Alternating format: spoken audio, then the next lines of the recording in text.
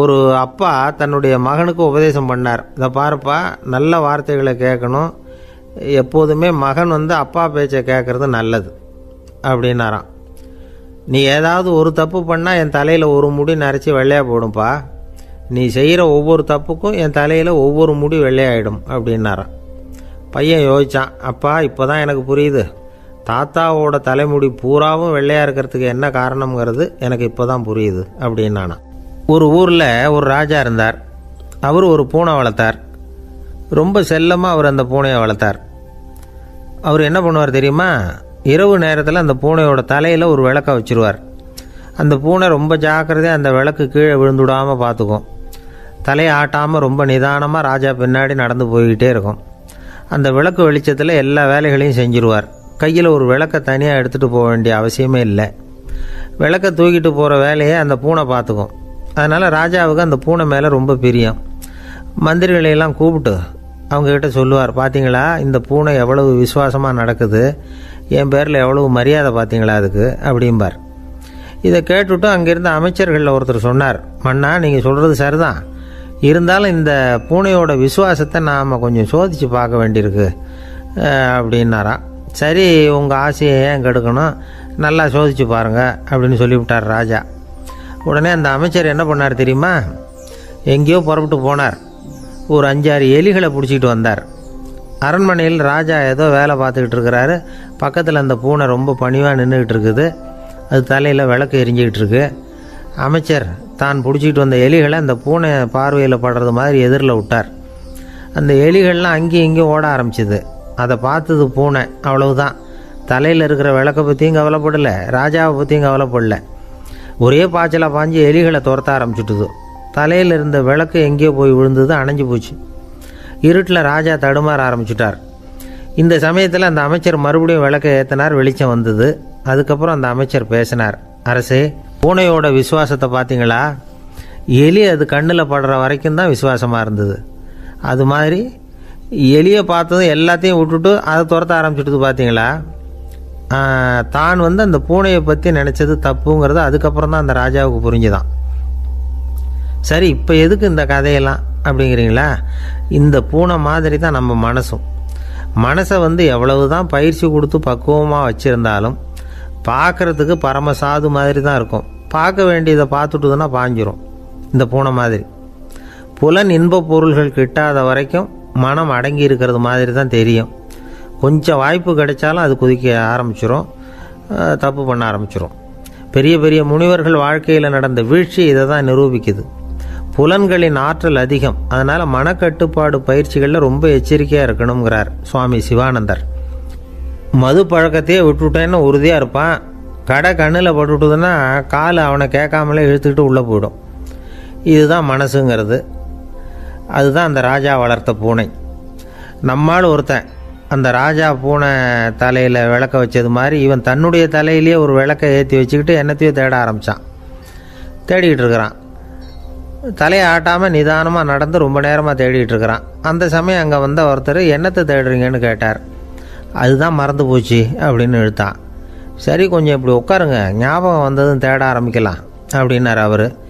இவன் கொஞ்ச நேரம் உட்காந்து யோசித்தான். அப்புறம் திடீர்னு எழுந்திரிச்சான். ஞாபகம் வந்துட்டுதுன்னா. என்னன்னு கேட்டார்.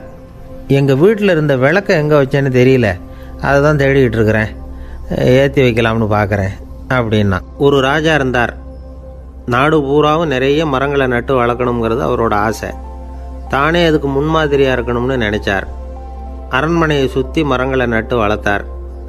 இதை பார்த்துட்டு ஜனங்களும் அவங்கவுங்க வீட்டை சுற்றி மரக்கன்றுகளை நட்டு வளர்த்தாங்க. கொஞ்ச காலத்தில் ஊர் பூரா பசுமையாக மாறிச்சு. எல்லாருக்கும் சந்தோஷமாக இருந்தது. இது ஒரு பக்கம் இருக்கட்டும். இப்போ நான் சொல்ல போகிற கதை வேறு. அதாவது அந்த ராஜா ஒரு நாள் தன்னுடைய அரண்மனையை சுற்றி இருக்கிற விதவிதமான மரங்களை எல்லாம் போய் பார்த்தார். எப்படி இருக்கிறீங்க அப்படின்னு ஒவ்வொரு மரத்துக்கிட்டையும் விசாரித்தாராம். எந்த மரமும் சந்தோஷமாக இருக்கிறதா தெரியல. அது அதுக்கும் மனசில் ஒரு குறை. முதல்ல ஆலமரத்துக்கிட்ட போனார். அது சொல்லிச்சு, மண்ணா, நான் நல்லா பெருசாக வளர்ந்துருக்கிறேன், அடர்த்தியாக இருக்கிறேன், கிளையெல்லாம் 4 பக்கமும் நல்லா படர்ந்து தான் இருக்குது, இருந்தாலும் எந்த பிரயோஜனமும் இருக்கிறதா தெரியல எனக்கு. என்னுடைய பழம்லாம் ரொம்ப சின்னதாக இருக்குது, என் கண்ணுக்கு சரியாக புலப்பட மாட்டேங்குது. நான் இருக்கிற சைஸுக்கு என்னுடைய கிளையில் இருக்கிற பழம்லாம் எவ்வளோ பெருசாக இருக்கணும். அது இத்தினூண்டு இருக்கிறது எனக்கு பெரிய அவமானமாக இருக்குது. இப்படி இங்கே நின்றுக்கிட்டு இருக்கிறதே ரொம்ப கூச்சமாக இருக்குது. ஒரு நல்ல புயல் வந்ததுன்னா பேசாமல் சாஞ்சு விடலாமான்னு பார்க்குறேன் அப்படின்னு புலம்புது ஆலமரம். சரி இருக்கட்டும்னு நினச்சிக்கிட்டு ராஜா அடுத்தபடியாக ஒரு அத்தி மரத்துக்கிட்ட போனார். அதுவும் புலம்ப ஆரம்பிச்சுட்டுது. நான் கூட பெரிய மரம் தான், இல்லை இலையெல்லாம் அழகாக தான் இருக்குது, பழம் அழகாக இருக்குது, இருந்தாலும் உள்ள விஷயம் இல்லையே, அத்தி பழத்தை புட்டு பார்த்தா அத்தனையும் சொத்த அப்படின்னு பழமொழியே உண்டாயிட்டுதே. இப்படி ஒரு கெட்ட பேரோடு நான் இருக்கணுமா அப்படின்னு புலம்புது அது. சரி இது இருக்கட்டும் அப்படின்னு சொல்லி அடுத்தபடியாக வேப்ப மரத்துக்கிட்ட போனார். அது தன்னுடைய வேதனையை வெளியிட்டது. எனக்கு எவ்வளவோ மருத்துவ குணங்கள்லாம் இருக்கிறதா சொல்லிக்கிறாங்க, இருந்தாலும் என்ன பிரயோஜனம், என்னுடைய பழத்தை மனிதர்கள் யாரும் விரும்பி சாப்பிட்றது இல்லையே அப்படின்னுது. ராஜா அடுத்தாப்புல இருந்த ஒரு பனை மரத்துக்கிட்ட போனார். நான் நல்லா உயரமாக தான் வளர்ந்துருக்கிறேன், மற்ற மரங்கள்லாம் என்னை அண்ணாந்து தான் பார்க்கணும், இருந்தாலும் என்கிட்ட நிழலுக்காக யாரும் ஒதுங்கிறது இல்லையே அப்படின்னுது. என்ன இது எல்லா மரமும் இப்படி திருப்தி இல்லாமல் இருந்துக்கிட்டு இருக்குதே அப்படின்னு நினச்சிக்கிட்டே ராஜா அடுத்தபடியாக அங்கே இருந்த ஒரு பைன் மரத்துக்கிட்ட போனார். அழகாக உயரமாக பசுமையாக தான் இருந்தது, ஆனால் பழமோ பூவோ கிடையாது. அதை நினச்சி அது வருத்தப்பட்டுக்கிட்டு இருக்குது. ஓக் மரம் அது ஒன்று நின்றுட்டு இருந்தது. அது என்ன சொல்லிச்சுன்னா, இலையுதிர் காலத்தில் என் மேலே இருக்கிற எல்லா இலைகளும் உதிர்ந்து போடுது, முடி கொட்டின மனிதர்கள் மாதிரி மொட்டையாக நான் நிற்க வேண்டியிருக்குது, என்ன வாழ்க்கை இது அப்படின்னு சொல்லி அழுத்துக்கிட்டது.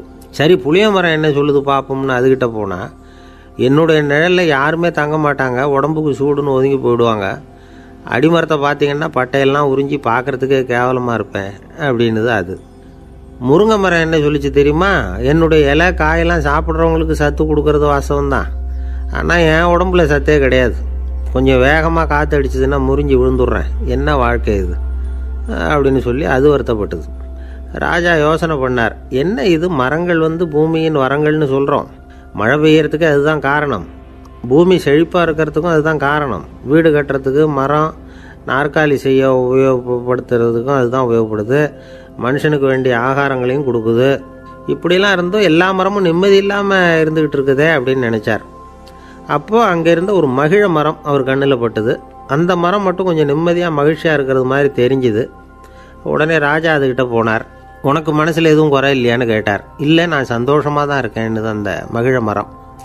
அப்படியான்னு ஆச்சரியமாக கேட்டார் ராஜா. ஆமாம் மன்னா, இந்த இடத்துல நீங்கள் ஒரு முருங்கை மரத்தையோ வேப்ப மரத்தையோ கூட நட்டிருக்கலாம், ஆனால் இந்த இடத்துல நடுறதுக்கு என்ன தேர்ந்தெடுத்துருக்குறீங்க, அதுவே எனக்கு பெருமை, அதுவே எனக்கு திருப்தி அப்படின்னு தான் மகிழ மரம். மகிழ மரம் சாதாரணமாக தான் இருக்கும், இளம் மஞ்சள் நிறத்தில் பூக்கள், அது காய்ந்தும் மனம் வீசும். மகிழ மரம் மாதிரி மன திருப்தியோடு வாழறதுக்கு நாம் கற்றுக்கணுமா. நாம் இந்த உலகத்தில் ஒரு நாயாவோ நரியாவோ கூட பிறந்திருக்கலாம், மனுஷனாக பிறந்திருக்கிறோம், அதுவே பெருமை தானே. இந்த நிறைவு தான் மகிழ்ச்சியின் ரகசியம். ஒரு பையன் அப்பா கிட்ட போய், அப்பா நீங்கள் இந்த உலகத்தில் ஒரு மனுஷனாக பிறந்தது என்னோட அதிர்ஷ்டம் நானா. ஏண்டா அப்படி சொல்கிறேன்னு இருக்கார் அப்பா. நீங்கள் ஒரு கரடியாக பிறந்திருந்தா இந்நேரம் நானும் ஒரு கரடி குட்டியாக தானே இருந்திருப்பேன் அப்படின்னு நானா பையன். இந்த உலகத்தில் நாம் நல்லபடியாக இருக்கணும்னா அதுக்கு முக்கியமாக தேவைப்படுறது ரெண்டு, ஒன்று செல்வம், இன்னொன்று அறிவு. சரி இது ரெண்டில் சிறந்தது எது அப்படின்னு ஒரு கேள்வி கேட்டால் என்ன பதில் சொல்கிறது? இதே கேள்வியை ஹஸ்ரத் அலி அவர்கள்கிட்ட கேட்டாங்களாம். அவர் ஒரு பெரிய அறிஞர். கேள்வி கேட்டவங்களும் சாதாரண ஆட்கள் இல்லை, இவங்களும் அறிஞர்கள். ஒரு நாள் ஹஸ்ரத் அலி அவர்கள்கிட்ட 10 அறிஞர்கள் வந்தாங்களாம். ஐயா நாங்கள் 10 பேரும் உங்ககிட்ட ஒரே கேள்வியை தான் கேட்க வந்திருக்கிறோம், ஆனால் எங்கள் 10 பேருக்கும் நீங்கள் தனித்தனியாக பதில் சொல்ல முடியுமா அப்படின்னு கேட்டிருக்காங்க. அதாவது அவங்க ஒரே கேள்விக்கு இவர்கிட்ட இருந்து 10 விதமான பதில் எதிர்பார்க்குறாங்க. சரி கேளுங்க என்ன கேள்வி அப்படின்னார் அவர்.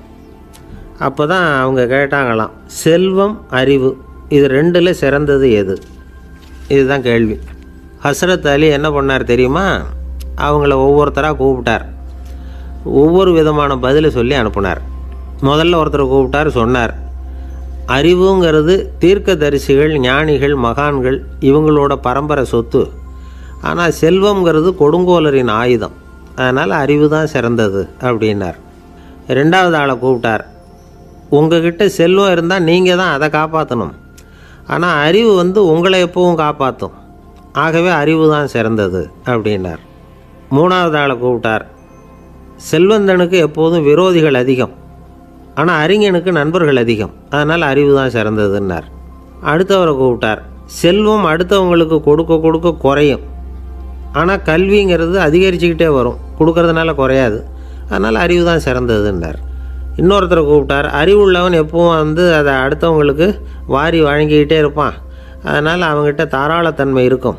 ஆனால் செல்வந்தன்கிட்ட கஞ்சத்தனம் தான் இருக்கும். அதனால் அறிவு தான் சிறந்ததுன்றார். 6வது நபரை கூப்பிட்டார். செல்வத்தை கள்வர்கள் திருடிட்டு போக முடியும், ஆனால் அறிவை அப்படி திருடிட்டு போக முடியாது அப்படின்னார்.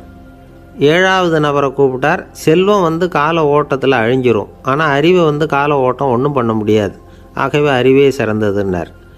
8வது ஆளை கூப்பிட்டு சொன்னார், செல்வத்துக்கு எப்பவும் எல்லை உண்டு, நிறை உண்டு, அளவு உண்டு, கணக்கு உண்டு.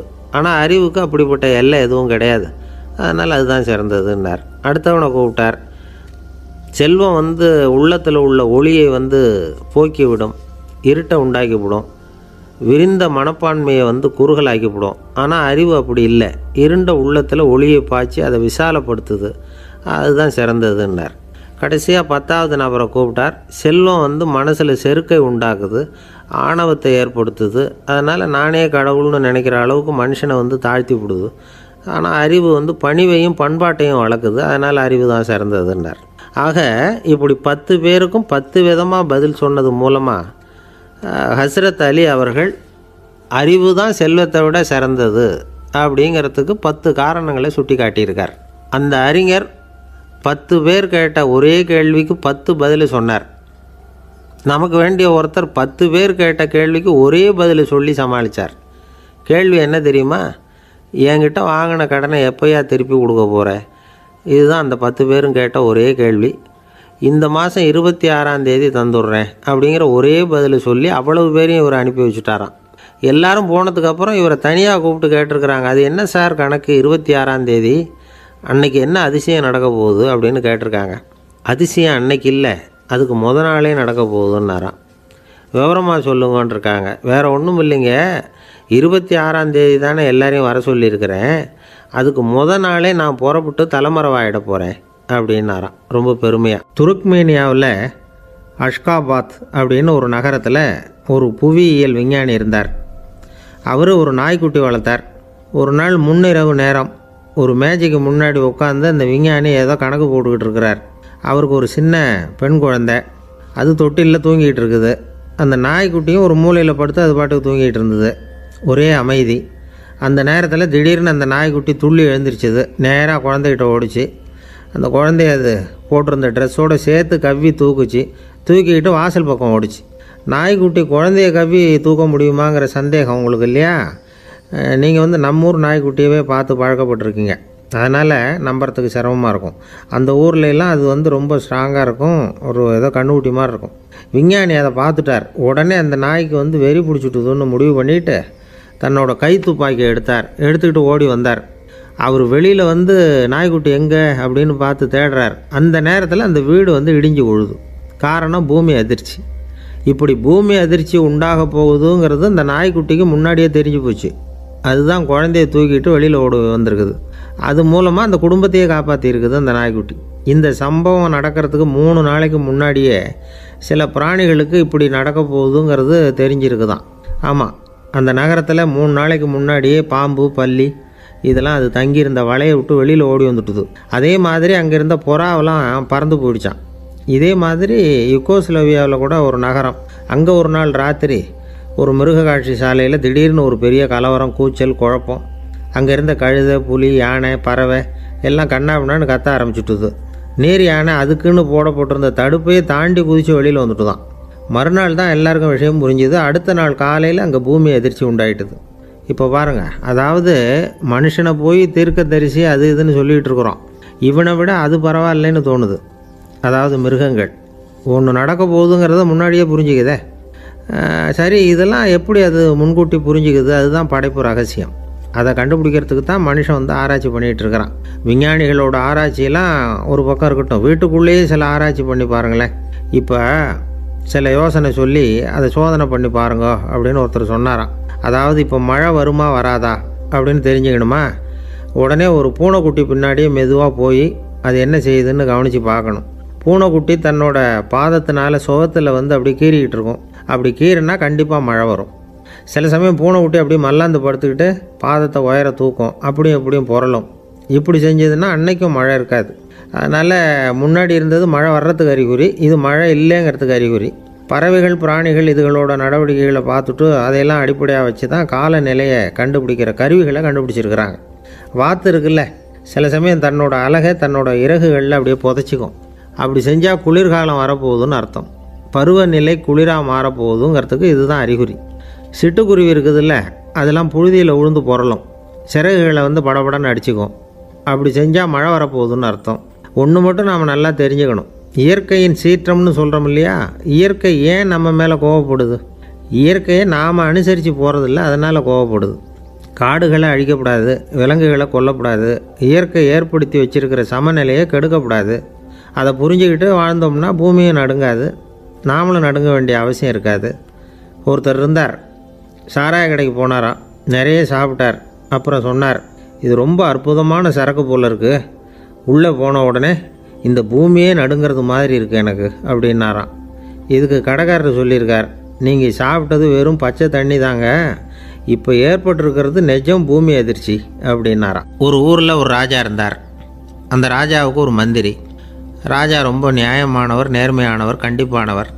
தப்பு செய்கிறது யாராக இருந்தாலும் தண்டனை கொடுப்பார். வேண்டியவங்களுக்கு ஒரு நியாயம், வேண்டாதவங்களுக்கு ஒரு நியாயங்கிறதெல்லாம் அவர்கிட்ட கிடையாது. ஒரு சமயம் அரசவையில் அந்த அமைச்சரே விதிமுறைகளுக்கு புறம்பாக ஏதோ நடந்துக்கிட்டு இருக்கார். மன்னருக்கு கோபம் வந்துட்டுது. உடனே அந்த அமைச்சரை கிட்டத்தில் கூப்பிட்டு அவர் கன்னத்தில் ஓங்கி ஒரு அறை கொடுத்துட்டாராம். உடனே அந்த அமைச்சர் என்ன பண்ணார் தெரியுமா, நேராக போனார், அங்கே நின்றுக்கிட்டு இருந்த இன்னொருத்தர் கன்னத்தில் ஓங்கி அரைஞ்சார். அறை வாங்கினவர் திகைச்சு போயிட்டார். இவர் ஏன் நம்மளை அரைகிறார் அப்படின்னு யோசனை பண்ணார். மன்னரும் திகைச்சு போயிட்டார். நாம் இவரை அரைஞ்சா அதுக்காக இவரு போய் இன்னொருத்தரை அரையணுமா அப்படின்னு யோசனை பண்ணார். இவருக்கு என்ன பைத்தியமானு கூட நினைக்க ஆரம்பிச்சிட்டார். ஆனால் என்ன ஆச்சுன்னா, அப்புறம் அமைச்சர் அவர் கவனிச்சிக்கிட்டு இருந்தாரா, அவர் இன்னொருத்தரை அரைஞ்சார் இல்லையா, அந்த அறை வாங்கின ஆசாமியை பார்த்து கத்திக்கிட்டு இருந்தார். யார்? அமைச்சர். ஏன்பா என்கிட்ட அறையை வாங்கிக்கிட்டு இப்படி விவரம் இல்லாமல் நின்றுட்டு இருக்கிறியே, நான் உனக்கு கொடுத்ததை நீ வேறு யாருக்கிட்டையாவது கொடுத்துரு அப்படின்னார். உடனே அந்த ஆள் பார்த்தான், தனக்கு அடுத்தபடியாக நின்றுக்கிட்டு இருந்தவனை ஓங்கி ஒரு அறை அரைஞ்சான். அவன் கன்னத்தை தடவிட்டே யோசனை பண்ணான். இது ஏதோ புரிஞ்சுக்கிட்ட மாதிரி அடுத்தாப்பில் நின்றுக்கிட்டு இருந்தவனை அரைஞ்சான். இப்படி இந்த அறை மாறி மாறி போய்கிட்டே இருக்குது. ஊர் பூரா பிரயாணம் பண்ண ஆரம்பிச்சுட்டுது. அன்னைக்கு ராத்திரி அந்த ராஜா படுக்கிறதுக்காக போனார். அந்த நேரம் பார்த்து அவர் கன்னத்தில் பலார்னு ஒரு அறை விழுந்தது. நம்மளே அரையிறது யார் அப்படின்னு அதிர்ச்சியோட மன்னர் திரும்பி பார்க்குறாரு. அரைஞ்சது அவரோட மனைவி. என்னாச்சு உனக்குன்னு கத்துனார் ராஜா. உங்களுக்கு தெரியாதா, ஊர் பூரா ஒருத்தர் மாற்றி ஒருத்தர் மூலமாக இந்த அறை பிரயாணம் பண்ணிட்டு வருது அப்படின்னாங்க அந்த அம்மா. அப்படின்னா ஆரம்பித்த இடத்துக்கே வந்துட்டுதா அப்படின்னாராம் மன்னர். என்ன சொல்கிறீங்கன்னு கேட்டிருக்காங்க. இவர் விவரத்தை சொன்னாராம். அப்படின்னா நீங்கள் ஆரம்பித்து வச்ச இந்த விளையாட்டை நான் முடிச்சு வச்சுட்டேன் அப்படின்னாங்களாம் அந்த அம்மா. மறுநாள் காலை மறுபடியும் அரசவை கூடிச்சு அந்த அமைச்சர் மன்னரை பார்த்து கேட்டார், என்ன மகாராஜா, என்கிட்ட கொடுத்ததை திருப்பி வாங்கிட்டீங்களா அப்படின்னாராம். இப்படி நடக்கும்னு நான் எதிர்பார்க்கவே இல்லைன்னார் மன்னர். ஆனால் நான் எதிர்பார்த்தேன், அது எங்கே போயிட போகுது, ஊர் பூரா சுற்றி கடைசியில் உங்ககிட்ட தான் சேரும் அப்படிங்கிறது எனக்கு தெரியும் அப்படின்னாராம் அமைச்சர்.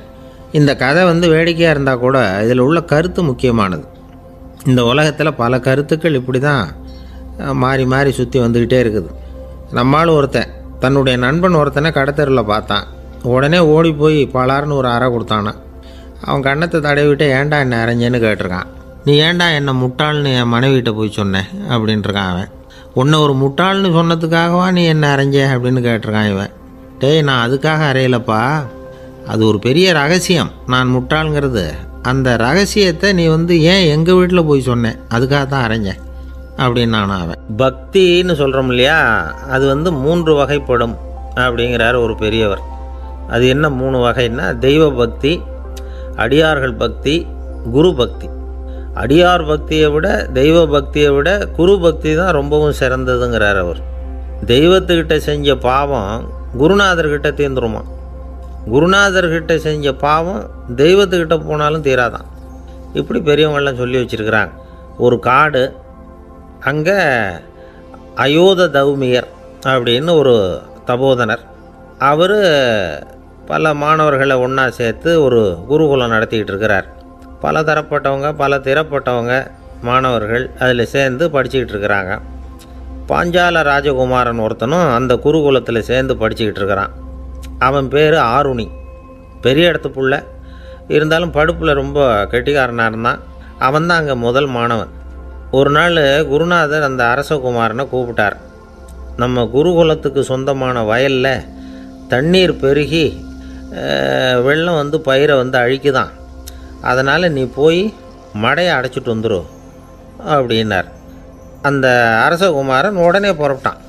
குருநாதர் சொல்லிட்டார்ல, உடனே புறப்பட்டான். நான் பெரிய இடத்து பிள்ளையாச்சே, ராஜகுமாரனாச்சே, ரொம்ப செல்வாக்கூட வளர்ந்தவனாச்சே, நான் போய் வயலில் இறங்கி வேலை செய்கிறதா அப்படின்னுலாம் அவன் நினைக்கல. குருநாதர் கட்டளையை நிறைவேற்ற வேண்டியது நம்ம கடமை அப்படின்னு நினச்சான். உடனே ஒரு மண்வெட்டியை தூக்கி தோளில் வச்சுக்கிட்டு புறப்பட்டு போயிட்டான். வயலுக்கு போனான். பார்த்தான், தண்ணி கரையை உடச்சிக்கிட்டு வயலுக்குள்ளே ஏகமாக பாஞ்சிக்கிட்டு இருக்குது. இவன் மண்வெட்டியால் களிமண்ணை புல்லோடு சேர்த்து புல் பத்த மாதிரி வெட்டி வெட்டி போட்டான். இருந்தாலும் மடையை அடைக்க முடியல. தண்ணி அதை மீறி வந்துக்கிட்டே இருக்குது. தண்ணி வந்து வேகமாக வயலுக்குள்ளே போய்கிட்டே இருக்குது. போடுற பத்தையெல்லாம் கரைஞ்சி கரைஞ்சி போயிட்டுருக்கு. இருந்தாலும் இவன் தன்னுடைய முயற்சியை கைவிடலை. வெட்டி வெட்டி போட்டுக்கிட்டே இருக்கிறான். காலையில் அங்கே போனவன் சாயந்தரம் வரைக்கும் இப்படி செஞ்சுக்கிட்டு இருக்கிறான். உடம்பும் மனசும் ரொம்பவும் சோர்ந்து போச்சு. இருந்தாலும் குருநாதர் இட்ட கட்டளையை நிறைவேற்றாமல் இருக்கிறோமேங்கிற ஒரு குறை அவனுக்கு இருக்குது. குரு கட்டளையை நிறைவேற்றாத நான் வந்து இன்னமும் இருக்கணுமா அப்படின்னு யோசனை பண்ண ஆரம்பிச்சிட்டான். என்ன செய்யலாம்னு பார்த்தான். நம்ம குருநாதர் இட்ட பணிக்காக இந்த உடம்பையே தியாகம் பண்ணலாம் அப்படின்னு முடிவு பண்ணான். தண்ணி பாயுதில் அதுக்கு குறுக்க விழுந்து அப்படியே மடையை அடைச்சிக்கிட்டு அப்படியே படுத்துட்டான். இது மற்றவங்களுக்கு தெரியாது.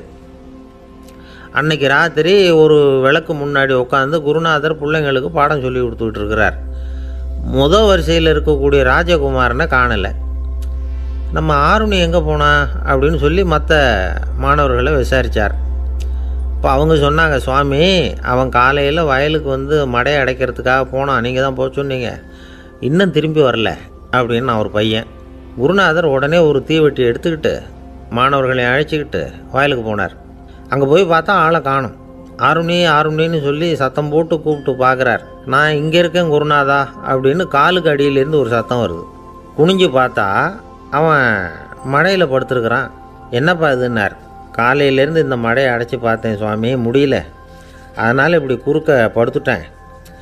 என்னை தாண்டறதுக்கு பயந்து போய் தண்ணியே தேங்கி நின்றுட்டுது அப்படின்னா. அவனுடைய குரு பக்தியையும் அவனை தாண்டறதுக்கு அஞ்சு நிற்கிற தண்ணி தேக்கத்தையும் பார்த்துட்டு எல்லாரும் ரொம்ப ஆச்சரியப்பட்டு போயிட்டாங்களாம். ஆருணி எழுந்திரிச்சு வா அப்படின்னு கூப்பிட்டாரான் குருநாதர். அவன் தண்ணீரை பொழந்துக்கிட்டு எழுந்திரிச்சு வந்தானான். அதனால் அவனுக்கு வந்து உத்தாலகன் அப்படின்னு ஒரு பேர். உத்தாலகன்னா தண்ணீரை பிளந்தவன் அர்த்தம். அந்த உத்தாலகன் மாதிரி இந்த காலத்து மாணவர்களுக்கும் குரு பக்தி வேணும் அப்படின்னு சொன்னோம் ஒரு பள்ளிக்கூடத்தில். உடனே நிறைய மாணவர்கள் எழுந்திரிச்சு நின்னாங்க. சார், நீங்கள் எங்களை வந்து இன்னமும் சரியாக புரிஞ்சுக்கலன்னு நினைக்கிறோம். அன்னைக்காவது ஒருத்தன் அப்படி இருந்தான், இன்றைக்கி ஏகப்பட்ட உத்தாலகர்கள் இருக்கிறோம். எங்கள் வாத்தியார் கட்டளை இட்டால் இப்போவே அது மாதிரி வயலுக்கு போய் மடையில் குறுக்கப்படுத்துக்கிறதுக்கு இந்த வகுப்பில் உள்ள அத்தனை பேரும் தயாராக இருக்கிறோம் அப்படின்னாங்க. அப்படியா அப்படின்னு சொல்லி கேட்டோம் ரொம்ப சந்தோஷமாக. ஒருத்தன் ரொம்ப அடக்கமாக எழுந்திரிச்சான். அப்புறம் சொன்னான், ஆமாம் சார், வகுப்பில் வந்து இவர் நடத்துகிற பாடத்தை கேட்டுக்கிட்டு இருக்கிறத விட பேசாமல் போய் மடையில் படுத்துடுறது ஒன்றும் கஷ்டமான காரியமாக இருக்காது, அதனால தான் எல்லோரும் அங்கே போகிறேன்னு சொல்கிறோம் அப்படிங்கிறான். ஒரு இலக்கிய கூட்டம் ஏற்பாடு பண்ணியிருக்கிறோம், நீங்கள் அவசியம் வந்து அதில் பேசணும் அப்படின்னு கேட்டுக்கிட்டார் ஒருத்தர். வேணாங்க, 4 பேருக்கு முன்னாடி வந்து நிற்கிறதுனா எனக்கு ரொம்ப கூச்சமாக இருக்கும் அப்படின்னார் இவர். ஏன் சார் இன்னமும் குழந்த மாதிரி கூச்சப்படுறீங்களே அப்படின்னார் அவர். அவர் ஒரு மாதிரியாக சமாளித்து அனுப்பி வச்சுட்டு அதுக்கப்புறம் அதை பற்றி இவர் யோசித்து பார்த்துருக்கார். சில நிபுணர்கள் எழுதியிருக்கிறத படித்தும் பார்த்துருக்கிறார். மனோதத்துவ நிபுணர்கள் என்ன சொல்கிறாங்க தெரியுமா? 10லேருந்து 20% குழந்தைகள் பிறக்கிறப்பவே கூச்ச சுபாவம் கொண்டதாக தான் இருக்குதான். ஒரு தாத்தா தன்னோட பேர பிள்ளைய ஆசையாக கூப்பிடுறார் விளையாட்டு காட்ட, அதை அழுதுகிட்டு ஓடி போகுது. ஒரு அம்மா தன்னோட பிள்ளைய பள்ளிக்கூடத்தில் சேர்க்கறதுக்காக கூப்பிட்டுக்கிட்டு போகிறாங்க. அந்த புள்ள அம்மாவோட முந்தானையில் ஒளிஞ்சிக்கிட்டு வெளில வரமாட்டேங்குது. இவங்களெல்லாம் எப்படி சமாளிக்கிறது? குழந்தைகளோட கூச்ச சுபாவத்தை போக்குறது எப்படி? இதுக்கு நிபுணர்கள் சில யோசனைகளை சொல்லியிருக்கிறாங்க. மற்றவங்களுக்கு முன்னாடி என் பையனுக்கு கூச்சம் ரொம்ப அதிகம் சார், மற்றவங்க பார்த்தா ரொம்ப வெக்கப்படுறான், இப்படி சொல்கிற அப்பாக்கள் உண்டு. என் பையன் புது மனுஷாலை பார்த்தா அட்டையாக ஒட்டிக்குவான் சார் அப்படின்னு சொல்கிற அப்பாக்களும் உண்டு. இப்படிலாம் குழந்தைகளுக்கு முத்திரை குத்துறது ரொம்ப தப்பான். புதுசாக யாராவது வீட்டுக்கு வந்தால் குழந்தை தானாக தன்னோட கூச்சத்தையும் பயத்தையும் போக்கிக்கிட்டு சகஜமாக மாறி வர்றதுக்கு வாய்ப்பு கொடுக்கணுமா. ஒரு கூட்டத்துக்கோ அல்லது சொந்தக்காரங்க கல்யாணத்துக்கோ குழந்தைய அழைச்சிட்டு போகிறீங்க, அங்கே போய் கட்டாயப்படுத்தி குழந்தைய மற்றவங்க கிட்ட பேச சொல்லக்கூடாது. சில சமயம் குழந்தை தானாக தன்னுடைய கூச்ச சுபாவத்தை விட்டு பேசுகிறதுக்கு முன் வந்தால் அதை பாராட்டணும். குழந்தை கலகலப்பு இல்லாமல் மௌனமாக இருந்ததுன்னா அதையும் கண்டுக்கக்கூடாது. குழந்தை பேச ஆரம்பித்தா அதை ஆர்வத்தோடு கவனிக்க தெரியணும். கலந்து உரையாடுற பழக்கத்தை வீட்லேயே ஆரம்பிக்கலாம். கேட்டதுக்கு பதில் சொல் அப்படின்னு நீங்கள் அதிகாரம் பண்ணிகிட்டு இருக்கக்கூடாது. அது குழந்தைக்கு பேசுகிற சந்தர்ப்பத்தை குறைச்சிருமா. இப்போ நாம் அதிகாரம் பண்ணால் கேலி செய்கிற பழக்கம் குழந்தைகளை ரொம்ப பாதிச்சிருமா. பெரியவங்களானதுக்கு அப்புறமும் சில பேர் கூச்சத்தோடவும் பயத்தோடவும் இருக்கிறதுக்கு இதுதான் காரணம். சின்ன வயசில் அவங்கெல்லாம் ஏதாவது கேலிக்கு ஆளாகி இருப்பாங்க. ரெண்டாவது குழந்தை மூத்த குழந்தைய கேலிக்கு ஆளாகிற சந்தர்ப்பங்களை கண்டு கேலி பண்ணினா அது இளம் நெஞ்சங்களை விட்டு நீங்கிறதே இல்லையா. எப்பவும் குழந்தையோட நடை உடை பாவனைகளை பற்றி சொல்லிக்கிட்டே இருக்கக்கூடாதான். அதுவே கூச்ச சுபாவத்தை கொண்டுட்டு வந்துடுமா. அப்பா எங்கேன்னு யாராவது கேட்டால் இது மாதிரி இன்ன காரியத்துக்காக வெளியில் போயிருக்கார், இத்தனை மணிக்கு திரும்பி வருவார் அப்படின்னு சொல்கிற அளவுக்கு குழந்தைகளை பழக்கப்படுத்தி வைக்கணும். ஃபோன்லேயே யாராவது விசாரித்தா கூட இது மாதிரி பதில் சொல்லு அப்படின்னு சொல்லணும். சின்ன சின்ன மீட்டிங்கில் 4 வார்த்தை பேச தயார் பண்ணலாம். ஒரு கடையிலையோ அல்லது ஹோட்டல்லையோ ஏதாவது விவரம் கேட்கணும்னா உங்கள் குழந்தைய தைரியமாக அனுப்புங்க. குழந்தைகள் பணிவாகவும் பொறுமையாகவும் விவரம் கேட்குறப்போ கூச்ச சுபாவம் தானாக போயிடும்.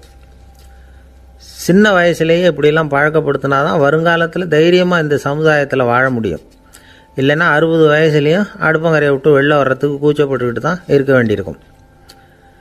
இந்த காலத்து பிள்ளைங்க எவ்வளவோ பரவாயில்ல, எதுக்கும் தயங்குறதில்ல, கூச்சப்படுறதில்ல. ஒரு அம்மா அடுப்பங்கரையிலேருந்து சத்தம் போட்டாங்க, டேய் ராமு, தயவு பண்ணி அந்த டிவியை நிறுத்துறா, அந்த பெண்ணோட குரல் மகா மோசம், அடுப்பங்கரையில் இருக்கிற என்னாலேயே அதை சகிச்சிக்க முடியல அப்படின்னாங்களாம். உடனே பையன் கொஞ்சம் கூட தயங்காமல் பதில் சொல்கிறான், அம்மா இந்த குரல் டிவியிலேருந்து வரல, எதிர்த்த விட்டு மாமி தான் இங்கே வந்திருக்கிறாங்க, அவங்க தான் இப்போ என்னோட பேசிக்கிட்டு இருக்கிறாங்க அப்படின்னு நான். ஐயா, உங்கள் பேரை தொடர்ந்து தினம் கேட்டுக்கிட்டு இருக்கிறேன் அப்படின்னார் ஒருத்தர். தொடர்ந்து கேட்குறீங்களே, உங்களுக்கு காது வலிக்கலையா அப்படின்னு கேட்டோம். பேசுகிற உங்களுக்கே வாய் வலிக்கலை அப்படிங்கிறப்போ கேட்குற எங்களுக்கு எப்படி காது வலிக்கும் அப்படின்னார். நம்ம உடம்புல ஒரு அதிசயம் என்ன தெரியுமா, ரொம்ப நேரம் நாம் நடக்கிறோம்னு வச்சுக்கோங்க, கால் வலிக்கும். ரொம்ப நேரம் வேலை செஞ்சால் கை வலிக்கும், உடம்பு வலிக்கும். ரொம்ப நேரம் பார்த்துக்கிட்டே இருந்தால் கண்ணு வலிக்கும். ரொம்ப நேரம் பேசிக்கிட்டே இருந்தால் வாய் கூட வலிக்கும். ஆனால் ரொம்ப நேரம் கேட்டுக்கிட்டே இருக்கிறதுனால காது வலிக்கிறது இல்லை. அதனால் கேட்குறதுக்கு முக்கியத்துவம் கொடுத்தாங்க நம்ம பெரியவங்க. திருவள்ளுவர் தேவையில்லாமல் வார்த்தைகளை உபயோகப்படுத்த மாட்டார்.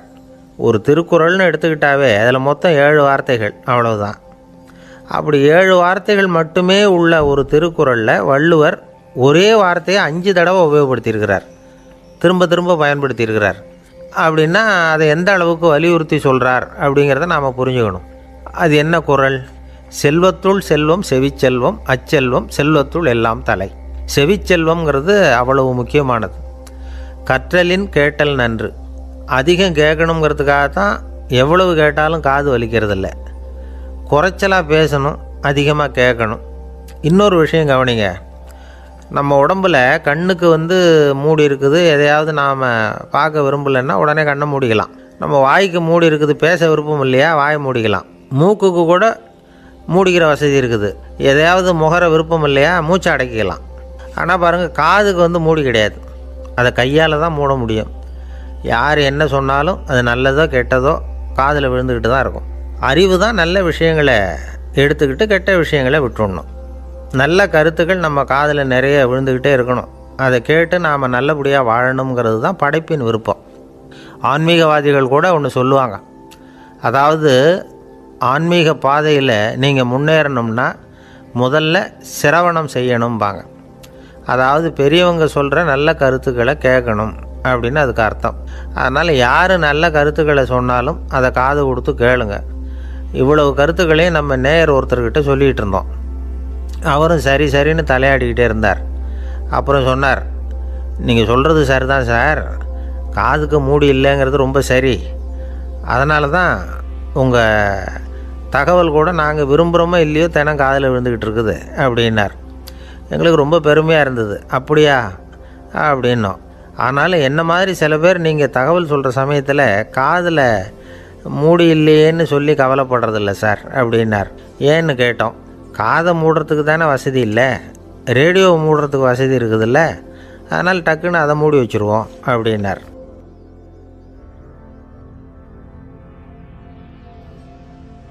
சில பேரை இப்படி சொல்கிறது உண்டு. அடுத்தவங்களை அனுசரித்து நடந்துக்க தெரியல, அவன் என்ன சார் மனுஷன் அப்படிம்பாங்க. சக மனிதர்களோடு எப்படி பழகிறது அப்படின்னு தெரியாததுனாலேயே பல பேர் இன்றைக்கி சங்கடப்பட்டுக்கிட்டு இருக்கிறாங்க. வசதி வாய்ப்பெல்லாம் சரியாக இருக்கும், ஆனால் வாழ்க்கை சரியாக இருக்காது. இன்னொருத்தர்கிட்ட எப்படி பேசுறது பழகிறதுங்கிறது தெரியாததுனால தான் இந்த அவஸ்தை. சரி, இந்த அவஸ்தை இல்லாமல் வாழறது எப்படி? இதுக்கு அனுபவசாலிகள் சில வழிமுறைகளை சொல்கிறாங்க. அதெல்லாம் என்னென்னங்கிறத இப்போ தெரிஞ்சுக்குவோம். முதல்ல நம்ம நாக்கு நம்ம கண்ட்ரோலில் இருக்கணும். வார்த்தைகளை கொட்டிவிட்டு அதுக்கப்புறம் அள்ள முடியாமல் கடந்து கஷ்டப்படக்கூடாது. எப்படி பேசுகிறோங்கிறதும் முக்கியம், பேசுகிறப்ப எப்படி முகத்தை வச்சுருக்கிறோங்கிறதும் முக்கியம். அன்பாக பேசினாலும் நல்லாயிருக்கும். அப்படி பேசுகிறப்ப ஆதரவாக அவர் தோள் மேலே ஒரு கையை போட்டுக்கிட்டு பேசினா இன்னமும் நல்லாயிருக்கும். ரெண்டாவது விஷயம், இன்னொருத்தர்கிட்ட பேசுகிறப்போ வாக்குறுதிகளை அள்ளி வீசக்கூடாது. கொடுக்குற வாக்குறுதி குறைச்சலாக இருக்கணும். அப்படி கொடுத்த வாக்குறுதியை கண்டிப்பாக நிறைவேற்றணும். நாம் ஒருத்தரை பாராட்டுறோம் அல்லது அவரை பற்றி அபிப்பிராயம் சொல்கிறோம்னா அது ஆக்கப்பூர்வமாக இருக்கணும். நம்ம பாராட்டு அல்லது விமர்சனம் அடுத்தவருடைய முன்னேற்றத்துக்கு உதவுறது மாதிரி இருக்கணும். நாம் சொல்கிறத கேட்டுட்டு அவன் தலையில் கையை வச்சுட்டு உட்காந்துடக்கூடாது. எப்பவும் உற்சாகமாக இருக்கணும், முகம் மலர்ச்சியாக இருக்கணும். மனுஷன் இருந்தால் வருத்தம், கவலை, ஏமாற்றம் எல்லாம் இருக்க தான் செய்யும். அதெல்லாம் மனசில் இருக்கட்டும். அந்த வருத்தமும் கவலையும் ஏமாற்றமும் சேர்ந்துக்கிட்டு நம்ம முகத்தில் இருக்கிற மலர்ச்சியை மூடி மறைக்கிறதுக்கு நாம் இடம் கொடுத்துடக்கூடாது. எந்த விஷயத்தை பற்றி யாருக்கிட்ட பேசினாலும் வெளிப்படையாக பேசணும், திறந்த மனசோடு பேசணும். மூடி மறைச்சி முன்னு மூழ்கிக்கிட்டு இருக்கக்கூடாது. இன்னொருத்தர்கிட்ட பேசுகிறப்போ விவாதம் பண்ணுங்க, அது தப்பு இல்லை. ஆனால் வாதாடிக்கிட்டு இருக்கக்கூடாது. அதாவது என்ன சொல்கிறாங்கன்னா, டிஸ்கஸ் பண்ணலாம், ஆர்கியூ பண்ணக்கூடாதான். நம்மக்கிட்ட இருக்கிற நல்ல குணங்களை நாம் எடுத்து சொல்லிகிட்டு இருக்கக்கூடாது. அந்த நல்ல குணங்களே நம்மளை பற்றி எடுத்து சொல்லணும், அது மாதிரி நடந்துக்கணும். அதே மாதிரி அடுத்தவங்க கிட்ட உள்ள கெட்ட குணங்களை பற்றி அவசியம் இல்லாமல் நாம் பேச வேண்டியதில்லை. உங்களை பற்றி யாராவது தப்பாக பேசுகிறாங்களா, அப்படி அவங்க பேசுகிறதுல உண்மை இல்லையா அப்படின்னா அதை நீங்கள் பொருட்படுத்த வேண்டியதில்லை, விட்டுடலாம். அது தானாக போயிடும். ஒரு 4-5 பேரோட பேசிக்கிட்டு இருந்தீங்கன்னா எல்லாருக்கும் முக்கியத்துவம் கொடுங்க, யாரையும் அலட்சியப்படுத்தாதீங்க. தமாஷா பேசலாம், ஆனால் அவங்க தமாஷ் அடுத்தவங்களை கேலி பண்ணுறதா இருக்கக்கூடாது. நமக்கு கிடைக்க வேண்டியது கிடைக்கலையே அப்படிங்கிற தவிப்பு நம்மக்கிட்ட இருக்கக்கூடாது, அது தேவையில்லை. உங்கள் செயல்பாடுகள் தெளிவாக இருக்கட்டும், பாராட்டு தானாக அவங்கள தேடிட்டு வரும். இன்னொரு மனுஷனுடைய மனசில் கௌரவமான ஒரு இடத்த பிடிக்கணும்னா நாம் இந்த குணத்தையெல்லாம் நம்மக்கிட்ட வளர்த்துக்கணும். இதெல்லாம் அனுபவசாலிகள் சொல்லியிருக்கிற குறிப்புகள். இந்த குறிப்புகளை சரியாக புரிஞ்சுக்கணும், அது முக்கியம். தப்பாக புரிஞ்சுக்கிட்டா என்ன ஆகும் தெரியுமா? இதை கேளுங்க. ஒருத்தர் வந்தார், சார் அடுத்தவங்க தோள் மேலே கையை போட்டுக்கிட்டு அன்பாக பேசணும்னு சொன்னீங்க, அப்படி தான் பேசினேன். அவர் முதுகை கூட தட்டி கொடுத்தேன், என் வேலை போயிட்டுது சார், வீட்டுக்கு அனுப்பிச்சிட்டாங்க அப்படின்னார். யாருக்கிட்ட அப்படி பேசுனீங்கன்னு கேட்டோம். என் முதலாளிகிட்ட சார் அப்படிங்கிறார் ரொம்ப சோகமாக. இந்த உலகமே ஒரு நாடக மேடை, நாம் எல்லாரும் நடிகர்கள். இது ஞானிகள் சொல்கிறது. இது ஒரு பக்கம் இருக்கட்டும். இந்த உலகத்துக்குள்ளே எத்தனையோ நாடக மேடைகள், எத்தனையோ நடிகர்கள், எத்தனையோ நாடகங்கள். இதெல்லாம் எப்படி ஆரம்பமாச்சு? அதுதான் இன்றைக்கி தகவல். அதாவது ஆதி மனிதன் பேச ஆரம்பிக்கிறதுக்கு முன்னாடி சைகையாலேயே எல்லாத்தையும் சொல்லிகிட்டு இருந்தான். அதனால் அப்போவே நடிப்பு ஆரம்பமாயிட்டுது. முதல்ல ஒரு வேட்டையைத்தான் அவன் நடித்து காட்டியிருப்பான். இவன் எப்படி போனான், எதிரில் மிருகம் எப்படி வந்தது, அதோடு எப்படி சண்டை போட்டான், எப்படி அடித்து கொண்டுகிட்டு வந்தான், இதை அப்படியே மற்றவங்களுக்கு நடித்து காட்டியிருப்பான். ஏன்னா மொழி கிடையாது. இந்த காலத்துலலாம் நாடகங்களில் நடிக்கிறவங்கள நடிகர்கள்ங்கிறோம். ஒரு காலத்தில் இவங்களுக்கு என்ன பேர் தெரியுமா? திஸ்பியர்கள் அப்படின்னு பேரான். இதுக்கு காரணம் உண்டு. அதாவது 2000 வருஷத்துக்கு முன்னாடி கிரீஸ் நாட்டில் திசிபியஸ் அப்படின்னு ஒரு ஆள் இருந்தான். அவன் ஒரு பெரிய நாடக கலைஞன். அவன் சில இளைஞர்களை சேர்த்துக்கிட்டான், பயிற்சி கொடுத்தான், நாடக குழுவை உருவாக்கினான். நடிகர்களையும் நாடகத்துக்கு தேவையான பொருள்களையும் ஏற்றிக்கிட்டு போகிறதுக்கு ஒரு வண்டியையும் தயார் பண்ணான். அந்த வண்டியிலேயே அவன் கிரேக்க நாடு பூராவும் சுற்றினான். ஊர் ஊராக நாடகம் போட்டான். ஒரு ஊருக்கு போனதும் அங்கே நாடகம் நடத்த தியேட்டர் இருக்கா அப்படிங்கன்னெல்லாம் பார்க்குறது இல்லை அவன். ஏன்னா அப்போலாம் தியேட்டர்னா என்னென்ன தெரியாது. நாடகம்னா அது ஒரு மூடிய கொட்டைக்குள்ளே தான் நடத்தணுங்கிறது அப்போ யாருக்குமே தோணலை. இந்த வண்டி போகும், அதுவே ஒரு பகுதி அப்படியே ஒரு மேடை மாதிரி விரிச்சிக்கும். அதில் ஏறி நின்றுக்கிட்டு நாடகத்தை நடித்து காட்டுவாங்களாம். மக்கள்லாம் எதிரில் தரையில் உட்காந்து அதை பார்த்துக்கிட்டு இருக்கிறது. உலகத்தின் முதல் நடமாடும் தியேட்டர் இது தானா. இந்த திசிபிஎஸ் தான் முதலாக உலகத்தில் நாடகங்கிற பொழுதுபோக்கை நடத்தி காட்டினவன் அப்படின்னு சொல்கிறாங்க. அவன் சொந்தமாக நாடகம் எழுதுனா, நடித்தான், நாடகத்தை இயக்கினான். அதனால தான் அவனை first man of the theatre அப்படின்னு சொல்லுவாங்க. அவன் தான் நாடக மேடையின் முன்னோடி. கிரேக்கர் காலத்திலேயே நாடக ஆசிரியர்கள், நடிகர்கள், ரசிகர்கள் இவங்கள்லாம் உருவாயிட்டாங்களாம். நாடகத்தின் சரித்திரத்தில் இந்த 3 பிரிவும் ரொம்ப முக்கியம். அதாவது கிரேக்க தியேட்டர்கள்லாம் திறந்த வெளி மேடைகள் தான். பெரும்பாலும் மலைச்சரிவுகள், அதுவே படிப்படியாக பண்ணியிருப்பாங்க. கீழே அரைவட்ட வடிவில் மேடை, அதுக்கு ஆர்கெஸ்ட்ரான்னு பேர். பிற்காலத்தில் இதில் உட்காந்து இசைக்குழுவினர் வாய்ச்சதுனால இசைக்குழுவுக்கே ஆர்கெஸ்ட்ராங்கிற பேர் வந்துட்டுது. இப்போது கிரேக்க தியேட்டர்களில் ஒன்று, அதோட காலம் கிமு 340. அதை இன்னமும் பாதுகாத்து வச்சுருக்கிறாங்களாம். எபிடாரஸ் அப்படிங்கிற இடத்துல அது இருக்குதான். இன்னமும் அந்த தியேட்டரை பயன்படுத்திக்கிட்டு வர்றாங்களாம். சிறந்த கிரேக்க நாடகங்கள்லாம் அங்கே நடிக்கிறாங்களாம். ஆரம்ப காலத்திலேயே கட்டணம் கிடையாது. அப்புறம் பின்னாடி தான் நுழைவு கட்டணம்லாம் அப்படியே வந்துட்டு தான். நடிகர்கள் பளபளப்பான ஆடைகள் உடுத்தியிருப்பாங்களாம். இந்த குதிகால் உயர்ந்த காலணிகள் போட்டிருப்பாங்களாம். இதெல்லாம் பழைய குறிப்புகள். பலவிதமான உருவங்களில் மாஸ்க் அப்படின்னு சொல்லப்படுற முகமூடி. அதனால் ஒரே நடிகர் பல வேடங்களில் நடிக்கிறது உண்டான். ஆரம்பத்தில் பெண் நடிகர்கள் கிடையாது, எல்லாம் ஆண் நடிகர்கள் தான். ரோமானியர்கள் தான் முதல் நிரந்தர நாடக மேடையை கட்டினவங்க. அதுதான் முதல் தியேட்டர். கிமு 1048 காலகட்டத்தில் பாம்பிங்கிற நகரத்தில் அதை கட்டியிருக்கிறாங்களாம். கிரேக்க ரோமானிய தியேட்டர்களின் அடிப்படையிலேயே இந்த இத்தாலிய வடிவ அமைப்பாளர்கள் இந்த குதிரை லாட வடிவில் ஒரு ஆடிட்டோரியத்தை உருவாக்கினாங்களாம். இப்படி அதை பற்றி நிறைய தகவல் இருக்குது. 1576 லண்டனில் இந்த பின்ஸ்பர்ரி, அப்புறம் இந்த பில்ட்ஸில், அப்புறம் ஜேம்ஸ் இப்படிங்கிற ஒரு முயற்சியால் தான் இங்கிலாந்தில் முதல் தியேட்டர் உருவாச்சான். அப்படி ஒருத்தர் இருந்தாராம். உலக நாடக மேடையின் வரலாறு இதுதான். அதாவது இப்போல்லாம் அறிவியல் வளர்ச்சி அதிகமாகிட்டுது. திரைப்படம், தொலைக்காட்சி எல்லாம் வந்தாச்சு. ஒவ்வொரு வீடுமே ஒரு குட்டி தியேட்டர் மாதிரி ஆகிட்டுது. தொலைக்காட்சி முன்னாடி உட்காந்து எழுந்திருக்கவே மனசு வர்றதில்லை. ஒரு அம்மா ஒரு மனோதத்துவ டாக்டரை தேடிட்டு வந்தாங்களாம் இந்த காலத்தில். டாக்டர், எங்கள் வீட்டுக்காரர் எப்போ பார்த்தாலும் டிவி முன்னாடி உட்காந்துக்கிட்டு அதையே வெறிச்சு பார்த்துக்கிட்டு இருக்கிறார், உத்து பார்த்துக்கிட்டு இருக்கார், எனக்கு சந்தேகமாக இருக்குன்னாங்களாம். இது மனக்கோளாறு இல்லைங்க, ஆர்வக்கோளாறு, அவ்வளவுதான், இதுக்காக பயப்படாதீங்கன்னாரான் டாக்டர். அப்படி இல்லை டாக்டர், டிவி ஓடும் பொழுதும் நாம் எல்லாம் அதை பார்க்குறோம் சரி, ஆனால் அவர் அப்படி இல்லை, டிவியை நிறுத்தினதுக்கு அப்புறமும் அதையே உத்து பார்த்துட்டு உட்காந்துருக்கிறார், அதனால தான் சந்தேகப்பட்டு உங்ககிட்ட வந்தேன் அப்படின்னாங்களாம். ஒரு சின்ன பையன் வந்தான். அவனை பார்த்து ஒரு கேள்வி கேட்டோம்.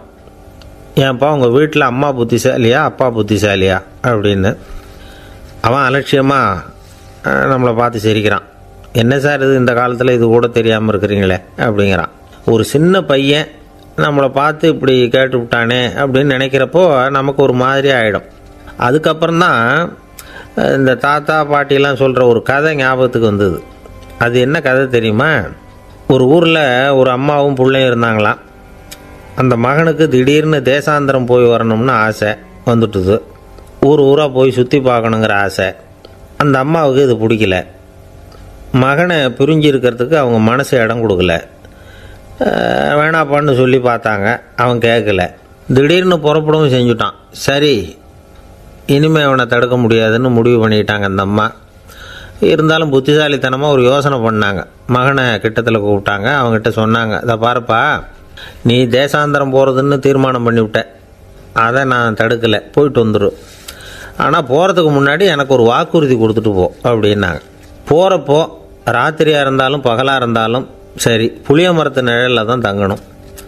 திரும்பி வர்றப்போ இரவும் பகலும் நீ வேப்ப மரத்து நிழல்லே தங்கணும் அப்படின்னாங்க. சரி, அப்படியே செய்கிறேன்னு சொல்லி வாக்குறுதி கொடுத்தான் பையன். புறப்பட்டு போனான். போகிற வழியில் புளிய மரத்து நிழல்லே தங்கினான், தூங்கினான். அப்படி போய்கிட்டே இருந்தான். 7ஆவது நாள் அவன் உடம்பு சுகமில்லாமல் போயிட்டுது. ரொம்பவும் பலவீனமாயிட்டான். இனிமேல் நடக்க முடியாதுங்கிற நிலைமை வந்துட்டுது. யோசித்து பார்த்தான். சரி, இதுக்கு மேலே போக வேண்டாம் அப்படின்னு முடிவு பண்ணிவிட்டு திரும்பி வர ஆரம்பிச்சிட்டான். திரும்பி வர்றப்போ வழியில் வேப்ப மரத்து நிழல்லையே தங்கி வந்தான். நாளுக்கு நாள் உடம்பு சரியாக வந்துட்டுது. 7வது நாள் வீட்டுக்கு வந்து சேர்றான். உடம்பு பழையபடியே கலகலப்பாயிட்டுது. பூரண சுகம். தேசாந்திரம் போன பையன் திரும்பி வந்துட்டானே அப்படின்னு அந்த அம்மா ஆச்சரியப்படலை. ஏன்னா அவங்களுக்கு தெரியும் இப்படி ஆகும்னு. பையன் சீக்கிரமாக திரும்பி வரணுங்கிறதுக்காக தான் அவங்க அந்த யோசனையை சொன்னாங்க. என்ன விஷயங்கிறதையும் அவங்களே சொன்னாங்க. மகனே, புளிய மரத்து நிழல் உடம்புக்கு உஷ்ணத்தை கொடுக்கும், சீக்க உண்டாக்கும். அதனால் நீ தொடர்ந்து புளிய மரத்து நிழலில் தங்கினாவே நோய்க்கு ஆளாயிட்ட. அதனால் நல்ல பயணத்தை முடிச்சுக்கிட்டு திரும்பி வரணுங்கிற முடிவுக்கு வந்துட்ட. திரும்பி வர்றப்போ நீ தங்கினது வேப்ப மரத்து நிழல். அது உடம்புக்கு குளிர்ச்சியை தரக்கூடியது, நோயை தீர்க்கக்கூடியது. அதனால் சுகமாக வீட்டுக்கு சேர்ந்துட்ட. உன்னோட தேசாந்திர பயணத்தை தடுக்கிறதுக்காக தான் இப்படி பண்ணினேன் அப்படின்னாங்களாம் அந்த அம்மா. பார்த்தீங்களா அம்மாவோட புத்திசாலித்தனத்தை? அப்பாவாக இருந்தால் இப்படியா பண்ணுவார்? ஒரு அப்பா பையன்கிட்ட 10 ரூபா கொடுத்து இதை எடுத்துக்கிட்டு அடுத்த ஊருக்கு போய் அங்கே இருக்கிற மாமா கிட்ட இதை கொடுத்துட்டு வாடா, வழியில் எங்கேயாவது மரத்தடியில் படுத்து தூங்கி விடாதே அப்படின்னு எச்சரிக்கை பண்ணி அனுப்புனாராம். பையனுக்கு எச்சரிக்கையாக வாழறது எப்படிங்கிறத கற்றுக் கொடுக்கறதுக்காக இப்படி பண்ணார். அவன் பணத்தை வாங்கிட்டு போனான். அப்பா சொன்னதை மறந்துட்டு ஒரு மரத்தடியில் படுத்து தூங்கிட்டான். அவனுக்கு தெரியாமல் அவன் பின்னாடியே போன அப்பா அவன் கையில் இருந்த அந்த 10 ரூபாயை நைஸாக எடுத்துகிட்டு வந்துட்டார். அவன் பையில் தானே வச்சுருந்தான், அது தெரியாமல் எடுத்துகிட்டு வந்துட்டார். அவன் தூங்கிக்கிட்டு இருக்கான். எடுத்துகிட்டு ஒரு மறுபடியும் வீட்டுக்கு வந்துட்டார். பையன் மூழ்கிக்கிட்டு பையை தடவி பார்க்குறான், பணத்தை காணும். அழுதுகிட்டே திரும்பி வந்தான். அப்பா கிட்ட விஷயத்த சொன்னான். அப்பா சிரிச்சுக்கிட்டே சொன்னார், அதுக்கு தான்ப்பா ஆரம்பத்திலேயே எச்சரிக்கை பண்ணினேன், இனிமேலாவது நீ ஜாக்கிரதையாக இருக்கணும் அப்படிங்கிறதுக்காக தான் இப்படி பண்ணினேன். அந்த பணம் எங்கேயும் போயிடலை, நான் தான் அதை உனக்கு தெரியாமல் எடுத்து வச்சிருக்கிறேன். இதோ பாரு அப்படின்னு சொல்லிக்கிட்டு சைடு பாக்கெட்டில் கையை விட்டா அது ஓட்டையாக இருக்குது. அதை எவனோ ஏற்கனவே கத்திரிச்சு எடுத்துகிட்டு போட்டான். இப்போ அப்பா முகத்தில் அசடு வழிஞ்சுதான். ஒரு அரசனும் அமைச்சரும் ஒரு நாள் ரொம்ப சாவகாசமாக பேசிக்கிட்டு இருந்தாங்களாம். அரசன் அமைச்சரை பார்த்து ஒரு கேள்வி கேட்டிருக்கார். ஏங்க அமைச்சரே, ஆசை இல்லாத ஒரு மனுஷனால் இருக்க முடியுமா அப்படின்னு. ஏன் முடியாது, துறவி அப்படிங்கிறவங்கெல்லாம் அப்படிப்பட்டவங்க தானே அப்படின்னாராம் அமைச்சர். அவங்கெல்லாம் உண்மையிலேயே ஆசையை விட்டவங்க தானா அப்படின்னு கேட்டாராம் ராஜா. அப்படி தான் இருக்கணும் அப்படின்னாராம் அமைச்சர். அப்படின்னா ஆசையே இல்லாத ஒரு உண்மையான துறவியை நான் பார்க்கணுமேன்னார். அது என்ன பிரமாதம், அதுக்கு நான் ஏற்பாடு பண்ணுறேன் அப்படின்னு விட்டார் இவர். சொல்லிவிட்டு உடனே புறப்பட்டு போனார். அங்கங்கே தேடினார். அப்புறம் தான் அவருக்கு புரிஞ்சுது உண்மை துறவியை கண்டுபிடிக்கிறது எவ்வளவு கஷ்டமான காரியம்னு. இருந்தாலும் ராஜா கிட்ட சொல்லியாச்சே உண்மை துறவியை காட்டுறேன்னு. இப்போ என்ன பண்ணுறது? ராஜா கிட்ட சொன்னபடி நடக்கலைன்னா அவருக்கு கோபம் வந்துடும். அமைச்சர் ஒரு யோசனை பண்ணார். அவருக்கு ஒரு வழி தெரிஞ்சுது. அதுதான் சரின்னு முடிவு பண்ணார். அதாவது அந்த ஊரில் அவருக்கு தெரிஞ்ச நாடக நடிகர் ஒருத்தர் இருக்கிறார், நல்லா நடிப்பார். அவரை போய் பார்த்தார். இதை பாருப்பா, எனக்காக நீ ஒரு காரியம் செய்யணும்னார். என்னன்னு கேட்டார் அவர். நீ ஒரு துறவி மாதிரி கொஞ்சம் நேரத்துக்கு நடிக்கணும். ராஜா உன்னை பார்த்துட்டு போகிற வரைக்கும் நடி, அது போதும். அதுக்காக உனக்கு 10,000 ரூபா தரேன் அப்படின்னார். அவர் எந்த காலத்தில் இவ்வளவு பணத்தை மொத்தமாக பார்த்துருக்கார். அதனால் உடனே சரின்னு ஒத்துக்கிட்டார். அமைச்சர் அரண்மனைக்கு திரும்பி வந்தார். என்ன அமைச்சரே, இன்னுமா ஒரு உண்மையான துறவி கிடைக்கலன்னார். உண்மையான துறவி ஒருத்தரை இப்போ தான் கொஞ்ச நேரத்துக்கு முன்னாடி பார்த்து பேசிவிட்டு வர்றேன். அவர் நம்ம ஊருக்கு வெளியில் குளத்தங்கரையில் உள்ள ஒரு ஆலமரத்துக்கு அடியில் உட்காந்துருக்கிறார் அப்படின்னார் இவர். அப்படின்னா உடனே புறப்படுங்க அப்படின்னார் ராஜா. பரிவாரங்களோடு புறப்பட்டார். அங்கே அந்த மரத்தடியில் அந்த ஆள் வேஷம் போட்டுக்கிட்டு துறவி மாதிரி உட்காந்துருக்கிறான். ராஜா நேராக போனார். அந்த துறவி காலில் பொத்துன்னு விழுந்து வணங்கினார். உடனே ராணியும் அவர் காலில் விழுந்தாங்க. அடுத்தபடியாக அமைச்சர் விழுந்தார். அவருக்கு தெரியும் இது நம்ம ஆள் தான்னு. இருந்தாலும் என்ன பண்ணுறது, நேரம். அப்புறம் பரிவாரங்கள்லாம் துறவி காலில் விழுந்து ஆசீர்வாதம் வாங்கிட்டாங்க. ராஜா அப்புறமா தங்கத்தட்டில் பொண்ணையும் பொருளையும் வச்சு அந்த துறவிக்கிட்ட ரொம்ப பணிவாக நீட்டுறார். தாங்கள் தயவு பண்ணி இதை ஏற்றுக்கணும் அப்படின்னு வேண்டிக்கிட்டார். அந்த துறவி பற்றில்லாமல் அதை பார்த்தார். எல்லாத்தையும் திறந்துவிட்ட எனக்கு இதெல்லாம் எதுக்காக அப்படின்னு சொல்லி அதை மறுத்துட்டாராம். ஆஹா, உண்மையான துறவியை பார்த்துட்டோம் அப்படிங்கிற ஆனந்தம் அரசருக்கு. ரொம்ப நிம்மதியாக திருப்தியாக திரும்பி வந்தார் அரண்மனைக்கு. அதுக்கப்புறம் அமைச்சர் யாருக்கும் தெரியாமல் அந்த துறவிகிட்ட ஓடினார். சொன்ன பிரகாரம் பணத்தை நீட்டினார். இந்தாப்பா, நான் உங்ககிட்ட சொன்னபடி 10,000 ரூபா பணம் எடுத்துக்கோ அப்படின்னார். அந்த ஆள் ராஜா கிட்ட சொன்னது மாதிரியே எல்லாத்தையும் திறந்துவிட்ட எனக்கு இதெல்லாம் எதுக்காக வேணாம் அப்படின்னு விட்டாரான். நடித்த வரைக்கும் போதும்ப்பா, இனிமேல் இந்த நாடக வசனம்லாம் வேணாம், வேஷத்தை கலைச்சிரு, பணத்தை வாங்கிக்கோன்னார். இல்லைங்க, இது வேஷம் இல்லை, இது வசனமும் இல்லை, இது உண்மை.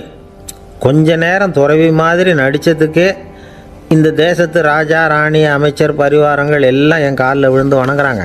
அப்படின்னா உண்மையான துறவியாக இருக்கிறது எவ்வளவு பெருமையான விஷயம். நான் உண்மையான துறவியாக ஆக போகிறேன், அப்படி முடிவும் பண்ணிட்டேன் அப்படின்னார் அந்த நடிகர். வேஷம் கூட எப்படிப்பட்ட விளைவுகளை உண்டு பண்ணுது பார்த்தீங்களா. நம்மால் ஒருத்தன் ரொம்ப வசதியாக தான் இருந்தான். ஒரு நாள் அவன் சொத்து பூரா திருட்டு போயிட்டுது. அதுக்கப்புறம் இவன் துறவி மாதிரி ஆகிட்டான். ஊர் ஊராக சுற்றினான். ஒரு குருநாதரை தேடி கண்டுபிடிச்சான். அவர்கிட்ட சீடனாக சேர்ந்துக்கிட்டான். அவனை பார்த்து ஒருத்தர் கேட்டார், நீ உண்மையான சீடன் தானான்னு. இல்லைங்க, சீடன் மாதிரி நடிச்சுக்கிட்டு இருக்கிறேன் அப்படின்னா. அது குரு துரோகம் இல்லையா அப்படின்னு கேட்டார் அவர். இல்லைங்க, நான் பண்ணது குரு துரோகம் இல்லை, என் குரு பண்ணது தான் துரோகம். என்னுடைய பணத்தை கொள்ளையடித்தது இவர் தான். அதை எங்கே வச்சுருக்காருன்னு கண்டுபிடிக்கிறதுக்காக தான் இவர்கிட்ட வந்து சீடனாக சேர்ந்துருக்கிறேன் அப்படின்னா. ஒரு ஆள் இருந்தான், நிறைய பணம் சம்பாதிச்சான். ஆனால் செலவு பண்ண மனசு வரல, கருமி. அவன் என்ன பண்ணால், சேர்த்த பணம் பூராவையும் ஒரு மரத்தடியில் புதைச்சி வச்சுருந்தான். வாரத்துக்கு ஒரு தடவை அந்த மரத்தடிக்கு வருவான். புதைச்ச இடத்த ஆவலோடு பார்த்துக்கிட்டு இருப்பான். அதுக்கப்புறம் போயிடுவான். அவ்வளவுதான். ஒரு நாள் ஒரு திருடன் வந்தான். இவன் புதைச்சி வச்சுருந்ததெல்லாம் எடுத்துகிட்டு போட்டான். இது தெரிஞ்சு போச்சு. அந்த கருமி புலம்ப ஆரம்பிச்சிட்டான். இவன் புலம்பலை கேட்டதும் அக்கம் பக்கத்தில் இருந்தவங்கெல்லாம் ஓடி வந்தாங்க. என்ன விஷயம்னு விசாரித்தாங்க. இவன் சொன்னான். ஒரு பெரியவர் கேட்டார், ஏப்பா, வாரம் வந்து இந்த இடத்த பார்க்குறதாக சொன்னியே, எப்போவாவது இதில் இருக்கிற பணத்தை எடுத்து செலவு பண்ணியிருக்கியா அப்படின்னு கேட்டார். நான் அப்பப்போ வந்து அதை பார்க்குறது தான் வழக்கம், அதை தொட்டதே இல்லைன்னு அவன். சரி, அப்படின்னா இப்போவும் நீ அதே மாதிரி வாரம் ஒரு தடவை வந்து இந்த இடத்த பார்த்துட்டு போகலாமே அப்படின்னாராம் அந்த பெரியவர். அதுவும் சரிதானே, எவ்வளவு காலமானாலும் அவன் அந்த பணத்தை எடுத்து செலவு பண்ண போகிறதில்ல. அப்படி இருக்கிறப்ப உள்ளே பணம் இருந்தாலும் ஒன்று தான், இல்லாமல் போனாலும் ஒன்று தான். இதிலேருந்து என்ன புரியுதுன்னா, ஒருத்தர்கிட்ட இருக்கிற பணத்தை கொண்டு அவர் பணக்காரரா ஏழையா அப்படின்னு முடிவு செய்கிறது சரியில்லை. அந்த செல்வத்தை அனுபவிக்கிற திறன், பயன்படுத்துகிற திறன், அதை வச்சு தான் அவர் ஏழையா பணக்காரரா அப்படிங்கிறத நிர்ணயம் பண்ணணும். அதுதான் சரி. செலவு பண்ண தெரியாதவன் சேகரம் பண்ணிகிட்டே இருக்கிறதுனால என்ன பிரயோஜனம்? தலைமுடியே இல்லாதவன் தாராளமாக சீப்புகளை வாங்கி சேகரம் பண்ணுறது மாதிரி தானே இது. சில சமயம் செலவு பண்ண நாம் தயாராக இருந்தால் கூட அந்த செல்வம் நமக்கு பயன்படுறதில்ல. அரேபியாவில் ஒரு நகை வியாபாரி விலை உயர்ந்த முத்துக்களை எல்லாம் அவர் வச்சு வியாபாரம் பண்ணிகிட்டு இருந்தார். அவர் ஒரு சமயம் ஒரு பாலைவனம் வழியாக போயிட்டு இருக்கிறார் ஒட்டகத்தில். அப்போது திடீர்னு கடுமையான புயல் வீச ஆரம்பிச்சுட்டுது. திசை தவறி இவர் எங்கேயோ வந்துட்டார். கூட வந்தவங்களையும் காணலை, எங்கே போனாங்களோ தெரியல. இவர் ரொம்ப பயந்து போய் அங்கே எங்கேயுமா அலைஞ்சு திரியிறார். வழியே தெரியல. பசி கடுமையாயிட்டுது. ஒட்டகத்து முதுகில் ஒரு மூட்டை இருந்தது. அதை பிரித்து பார்த்தார். உள்ளே ஏதாவது இருக்கான்னு தேடி பார்க்குறார். அது வரைக்கும் கண்ணில் தட்டுப்படாத அபூர்வமான ஒரு பை கண்ணில் பட்டுது. ஆஹா, அதில் ஏதாவது சாப்பிட்றதுக்கு இருக்கும் அப்படின்னு நினச்சி ஆவலாக அதை பிரித்து பார்க்குறார். அந்த பையில் விலை உயர்ந்த முத்துக்கள் நிறைய இருந்துதான். அப்போ தான் அவர் நினச்சாராம், விலை உயர்ந்த முத்துக்கள் கூட சாப்பிட்றதுக்கு உணவாக முடியாது அப்படிங்கிறத புரிஞ்சுக்கிட்டாராம். எந்த நேரத்தில் எது நமக்கு தேவையோ அது நமக்கு தாராளமாக கிடைக்கணும். அப்படி அது கிடைக்கிறதுக்கு நம்மக்கிட்ட இருக்கிற செல்வம் பயன்படணும். அது நமக்கும் பயன்படலாம், நம்ம மூலமாக அடுத்தவங்களுக்கும் பயன்படலாம். அதுதான் செல்வத்தின் பயன். ஒரு மரத்தடியில் ஒருத்தன் உட்காந்து அழுதுகிட்டு இருந்தான். அந்த பக்கமாக வந்த இன்னொருத்தன், ஏப்பா அழுதுகிட்டு இருக்கிறேன்னு கேட்டான். இந்த இடத்துல தான் பூமிக்கு அடியில் பணம் இருக்குது, புதைச்ச இடம் தெரியல, அதான் அழறேன் அப்படின்னா.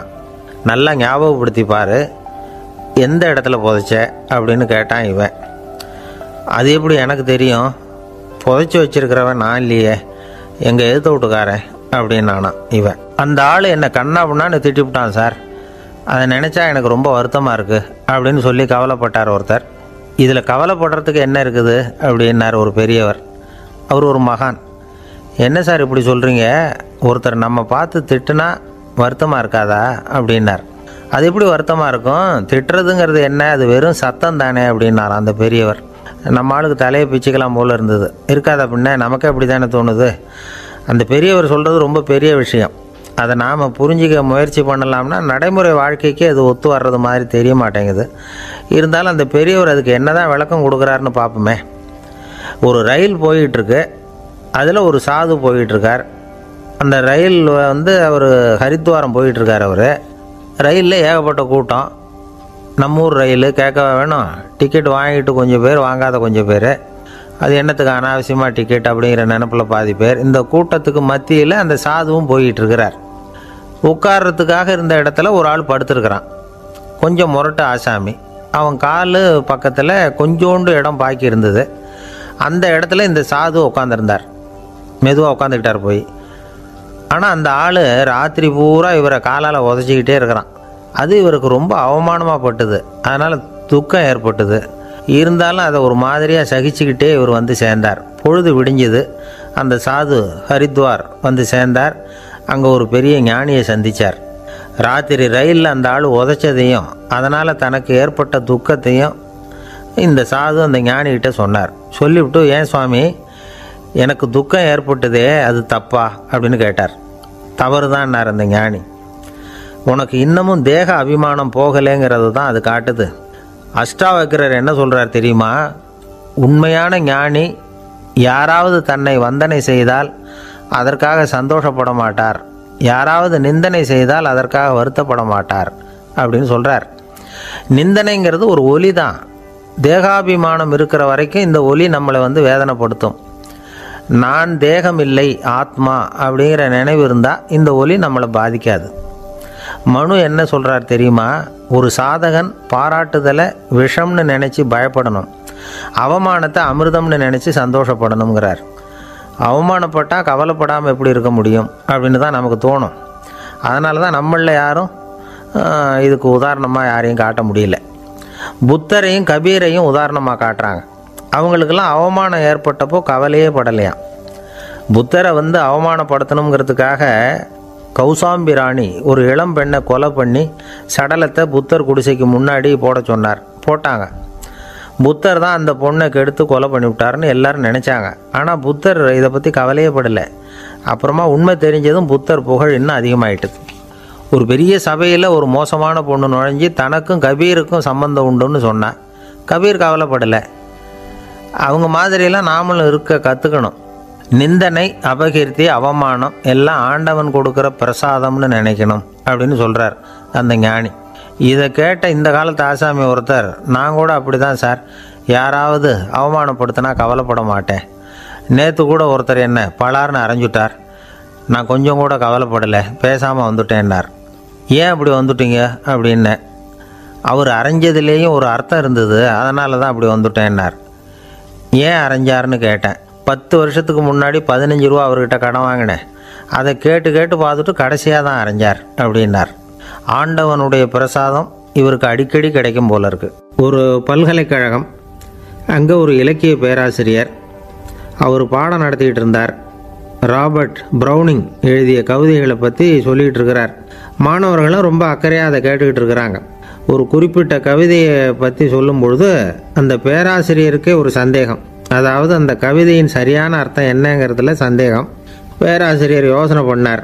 அந்த கவிதையை முழுசாக புரிஞ்சிக்க முடியல. அதனால் மாணவர்களை பார்த்து சொன்னார், மாணவர்களே, ஒரு நாள் பொறுத்துங்க, இந்த கவிதையை எழுதின கவிஞர் எங்கள் வீட்டுக்கு பக்கத்தில் தான் இருக்கிறார். இன்றைக்கி சாயந்தரம் நான் அவரை நேரிலேயே போய் பார்க்குறேன், பார்த்து இதுக்கு என்னங்க அர்த்தம்னு கேட்டுக்கிட்டு வந்துவிடுறேன், அதுக்கப்புறம் உங்ககிட்ட சொல்கிறேன் அப்படின்னாராம். அன்றைக்கி சாயந்தரமே அந்த பேராசிரியர் கவிஞரை தேடிக்கிட்டு போயிட்டார். கவிஞர் அவங்க வீட்டில் அவர் பாட்டு உட்காந்துருந்தாராம்.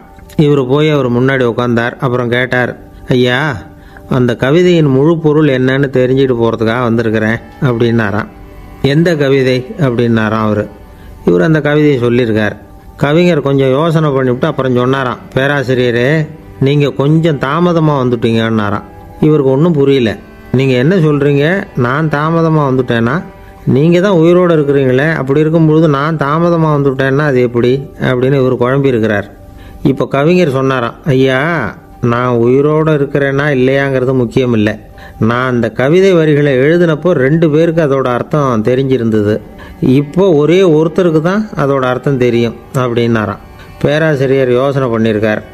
அப்படின்னா அந்த ஒருத்தர் கவிஞர் ராபர்ட் ப்ரௌனிங்கை தவிர வேறு யாராக இருக்க முடியும்?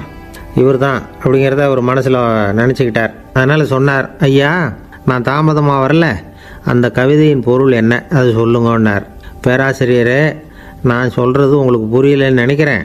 நான் இந்த வரிகள் எழுதினப்போ 2 பேருக்கு அதோட அர்த்தம் தெரிஞ்சிருந்தது. அந்த 2 பேர் யாருன்னா, ஒருத்தர் ராபர்ட் ப்ரௌனிங், அதாவது நான், இன்னொருத்தர் கடவுள். இப்போ அது கடவுளுக்கு மட்டும்தான் தெரியும். நானே இதை பற்றி பல தடவை யோசனை பண்ணி பார்த்தேன். இது ரொம்ப அழகானது, ஆனாலும் ரொம்ப வழுக்கலானது. அதை பிடிச்சிட்டோம்னு நினச்சிக்கிட்டு இருக்கும் பொழுதே காற்று மாதிரி அது உங்ககிட்ட இருந்து ஓடி போயிடுது. எனக்கு ரொம்பவும் வருத்தமாக தான் இருக்குது. நிச்சயமாக நான் தான் இந்த வரிகளை எழுதியிருக்கிறேன்.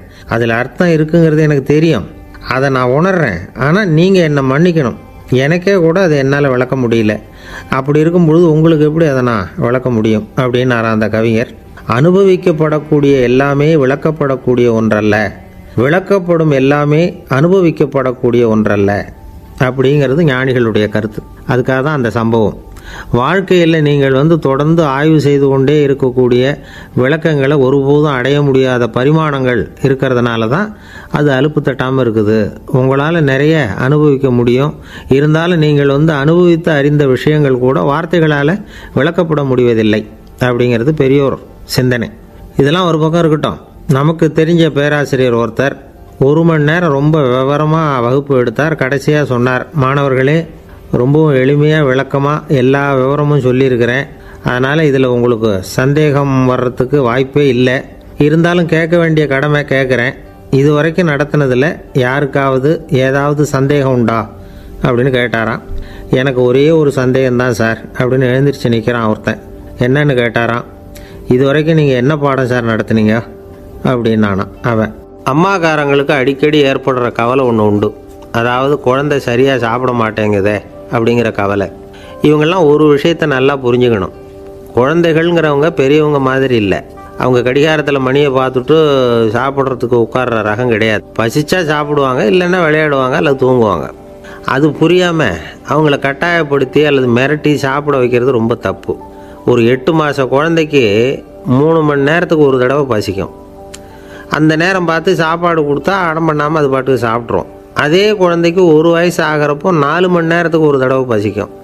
இந்த வயசில் இயற்கையாகவே பசி குறைஞ்சிருக்கும். அது புரியாமல் என் குழந்தை முன்னாடி மாதிரி இப்போ சரியாக சாப்பிட மாட்டேங்கிறான் அப்படின்னு சில பேர் டாக்டர்கிட்ட போய் சொல்லிக்கிட்டு இருப்பாங்க. இன்னொரு விஷயம், ஒரு குழந்தைக்கு வயசு அதிகமாகிற வேகத்துக்கு உடம்பு எடையும் அதிகமாகிக்கிட்டே போகாது. உடம்பு எடை அதிகமாகிற வேகம் குறைஞ்சிக்கிட்டே வரும். 6 மாத குழந்தைக்கு ஒரு வாரத்தில் 150 கிராம் எடை கூடும்.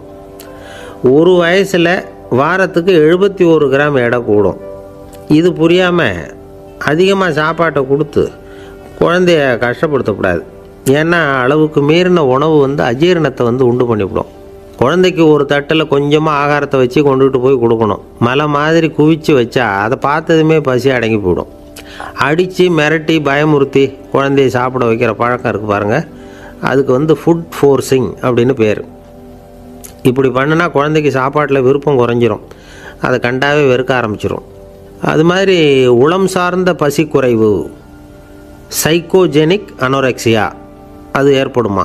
சாப்பாடுங்கிறதே ஒரு தண்டனை மாதிரி தோணும். குழந்தைகளுக்கு பிடிச்ச மாதிரியான ஆகாரத்தை கொடுக்கணும். சத்து அதிகம் இருக்குங்கிறதுக்காக அதுக்கு பிடிக்காத ஆகாரத்தை கொடுத்து கட்டாயப்படுத்தக்கூடாது. குழந்தைகளுக்கு 2 வயசு ஆகிறப்போ இயற்கையாகவே எதிர்மறை குணம் உண்டாகும். அதாவது அந்த எதிர்மறையாக பேசுகிறது. இது மாதிரி சமயங்களில் நாம் என்ன சொல்கிறோமோ அதுக்கு நேர்மாறாக நடந்துக்கும். ஏட்டிக்கு போட்டி. சாப்பிட சொன்னால் விளையாட போகும், விளையாட சொன்னால் சாப்பாடு கேட்கும். இதை புரிஞ்சுக்கிட்டு நடந்துக்கணும்.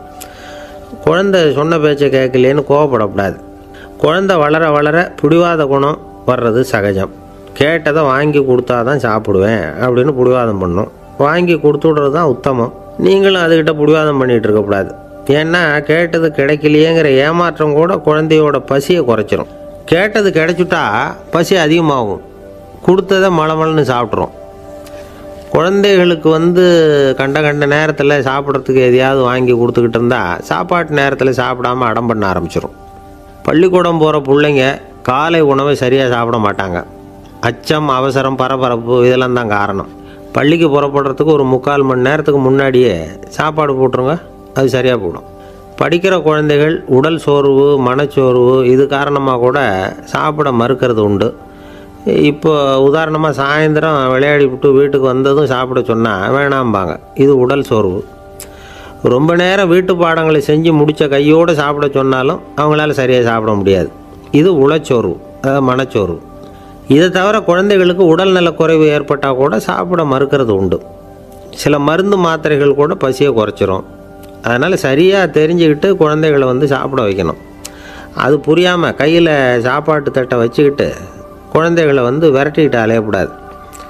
ஒரு சின்ன பையன் சொன்னான், எங்கள் அம்மா சாப்பாடு போடுறது தெரிஞ்சால் நான் உடனே வீட்டை விட்டு வெளியில் ஓடி போடுவேன் அப்படின்னா. ஏன் அப்படி பண்ணுறேன்னு கேட்டோம். எங்கள் அப்பா கூட அது மாதிரி தான் சார் பண்ணுவார் அப்படிங்கிறான். ஒருத்தன் எப்படி நடந்துக்கிறாங்கிறத வச்சு தான் அந்த ஆள் எப்படிங்கிறத நாம் முடிவு பண்ணுறோம். ஆளுமைன்னு சொல்கிறோம்ல, அதுக்கு சூழ்நிலைகளை ஆளுகின்ற தன்மை அப்படின்னு விளக்கம் கொடுக்குறார் ஒரு உளவியல் நிபுணர். சரி, ஒரு மனிதனுடைய ஆளுமையை உருவாக்குகிற விஷயங்கள் என்னென்ன?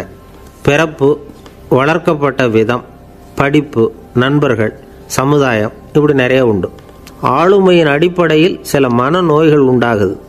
அதெல்லாம் என்னென்னங்கிறத தெரிஞ்சு வச்சுக்கிட்டோம்னா நம்ம கூட இருக்கிறவங்கள அடையாளம் கண்டுபிடிக்கிறதுக்கு அது ரொம்ப உபயோகமாக இருக்கும். ஃப்ரெனாய்டு ஆளுமை அப்படின்னு ஒன்று.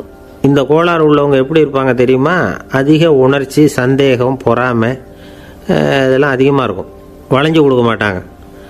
அடுத்தவங்களோட இணக்கமான உறவு இருக்காது. அவங்க செய்கிற தப்புக்கெல்லாம் அடுத்தவங்களை குறை சொல்லிகிட்டு இருப்பாங்க. இது ஒரு ரகம். அடுத்தது ஸ்கிசாய்டு ஆளுமை அப்படின்னு சொல்கிறாங்க. இந்த கோளாறு உள்ளவங்க அடுத்தவங்களோட பழக கூச்சப்படுவாங்க. சின்ன வயசுலேயே இது ஆரம்பமாயிடுது. பகல் கனவுலேயே சஞ்சரிப்பாங்க. அவங்களுடைய விரோதம், கோபம் இதை கூட வெளியில் காட்டிக்க முடியாமல் இருப்பாங்க. இவங்களுக்கு அகமுகம், பிரச்சனைகள்லேருந்து ஒதுங்கி எதுலேயும் ஈடுபாடு இல்லாதவங்களாக இருப்பாங்க. இப்படி ஒரு ரகம்.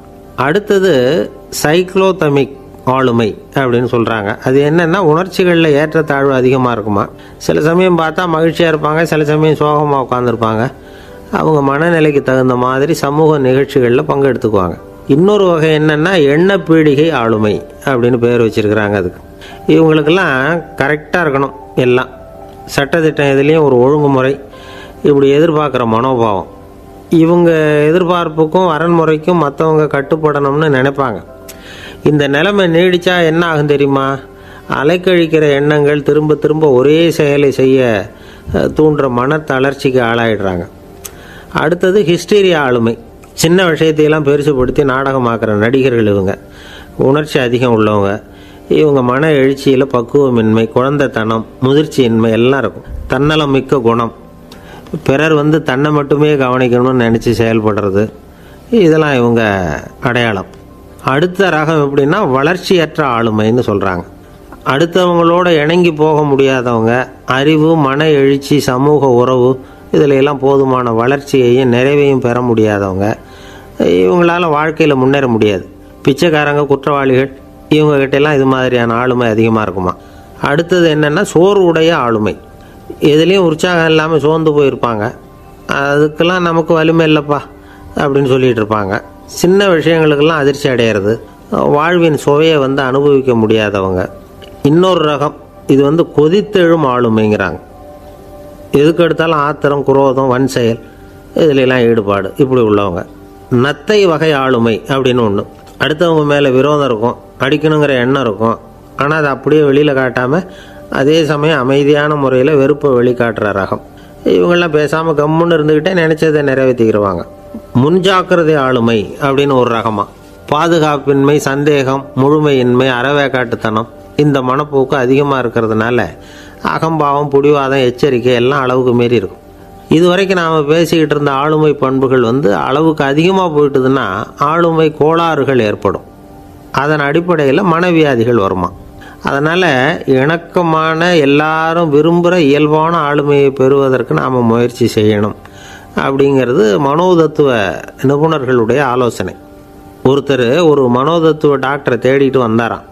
டாக்டர், எனக்கு மனசில் ஏதோ வியாதி, ஆளுமை கோளாறு, அதாவது எனக்கு சீக்கிரமாக செத்து போனால் தேவையில்லைன்னு தோணுது அப்படின்னாராம். உடனே அந்த டாக்டர், சரி அப்படின்னா இங்கே இருங்க, நான் வைத்தியம் பார்க்குறேன் அப்படின்னாராம். ஆஃபீஸ் முடிஞ்சு வீட்டுக்கு போகிற சமயத்தில் ஒருத்தர் கடைக்கு போய் ஸ்வீட் வாங்கினார். சரி, வீட்டுக்கு பிள்ளைங்களுக்கு தான் வாங்கிட்டு போகிறார் அப்படின்னு மற்றவங்க நினச்சாங்க. அவர் அப்படி செய்யலை. அந்த இடத்துலையே பொட்டலத்தை பிரித்தார்.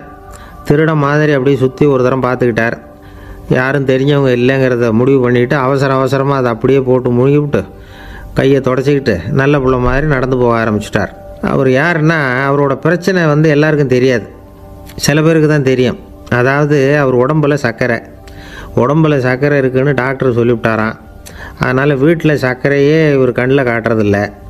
அதனால் இவர் யார் கண்ணிலையும் படாமல் இப்படிப்பட்ட வேலைகள்லாம் செய்கிறது வழக்கம். யாருக்கும் தெரியாமல் இப்படி ஸ்வீட்டை வாங்கி சாப்பிட்டுட்டு அவர் பாட்டுக்கு போயிடுறது. இப்படிப்பட்டவங்களுக்கெல்லாம் கொஞ்சம் ஆறுதலான தகவல் இன்றைக்கி. அது என்னென்னா, நாம் சாப்பிட்ற சர்க்கரைக்கும் நம்ம உடம்பில் உள்ள சில கோளாறுகளுக்கும் அப்படி என்ன தான் சம்மந்தம் இருக்குது. இதை பற்றி சமீபத்தில் சில ஆராய்ச்சிகள்லாம் நடந்திருக்குது.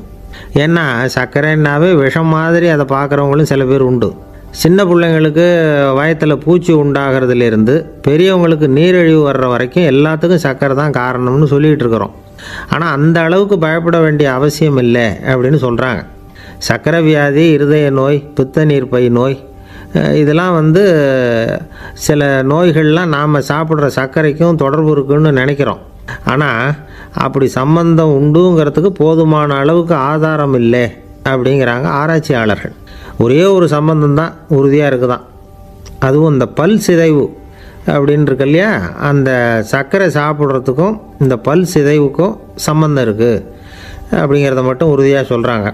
சர்க்கரைன்னா நாம் சாப்பிட்ற ஜீனி மட்டும் இல்லை, பழம், காய்கறி, பால், தேன், இப்படி எல்லாத்துலேயும் அது இருக்குது. கேரட்டு கொடுக்குற சத்தில் 88% சர்க்கரை, ஆப்பிள் கொடுக்குற சக்தியில் 95% சர்க்கரை. இது ஜீனி சர்க்கரை, இது ஆப்பிள் சர்க்கரை அப்படிங்கிற வித்தியாசம்லாம் உடம்புக்கு கிடையாது. ரெண்டுமே உடனடியாக சக்தி கொடுக்குது. ஒரு ஸ்பூன் சர்க்கரையில் 16 கலோரி தான் சத்து இருக்குது. அதிகமாக சர்க்கரை சாப்பிட்டா நீரிழிவு வந்துருங்கிறது தப்பான ஒரு அபிப்பிராயம்.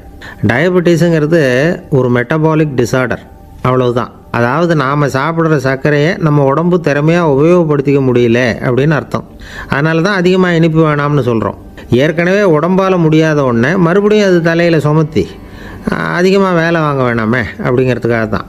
ஆகாரத்தில் அதிகமாக சர்க்கரை இருந்தால் அதனால் உடனே சர்க்கரை வியாதி வந்துடும்ங்கிறதுக்கு விஞ்ஞான ரீதியாக போதுமான ஆதாரம் இல்லை.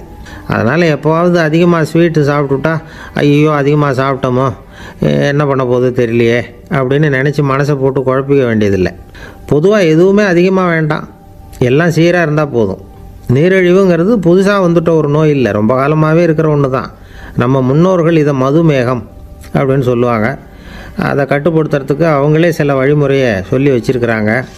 அது என்னென்னா வேறு ஒன்றும் இல்லை, இந்த பாவக்காய், முள்ளங்கி, அருகம்புல், அவ்வளவுதான். வெள்ளை முள்ளங்கி இருக்குல்ல, அதை வாரத்துக்கு 3 நாள் சாப்பிட்டுக்கிட்டு வாங்க. நூலுக்கோல் ரொம்ப நல்லது. இல்லைன்னா முள்ளங்கி சாறு 1 ounce சாப்பிட்டுட்டு வரலாம். ரத்தத்தில் சேர்கிற சர்க்கரை அளவை இதெல்லாம் கட்டுப்படுத்துது. சிறுநீரில் காணப்படுகிற சர்க்கரை அளவையும் சமநிலைப்படுத்துது. தினமும் ஆகாரத்தில் கோதுமை, கேழ்வரகு, வெந்தயம், கருவேப்பிலை, சோயாபீன்ஸ் எது கிடைக்குதோ சேர்த்துக்கலாம். இப்படிலாம் செஞ்சுக்கிட்டு வந்தால் அப்புறம் வீட்டுக்கு தெரியாமல் கடையில் போய் நின்றுக்கிட்டு ஸ்வீட் வாங்கி திருட்டுத்தனமாக சாப்பிட வேண்டிய அவசியமே உங்களுக்கு வராது. 2 ஆசாமிகள் கடற்கரையில் உட்காந்து சாவகாசமாக பேசிக்கிட்டு இருந்தாங்களாம்.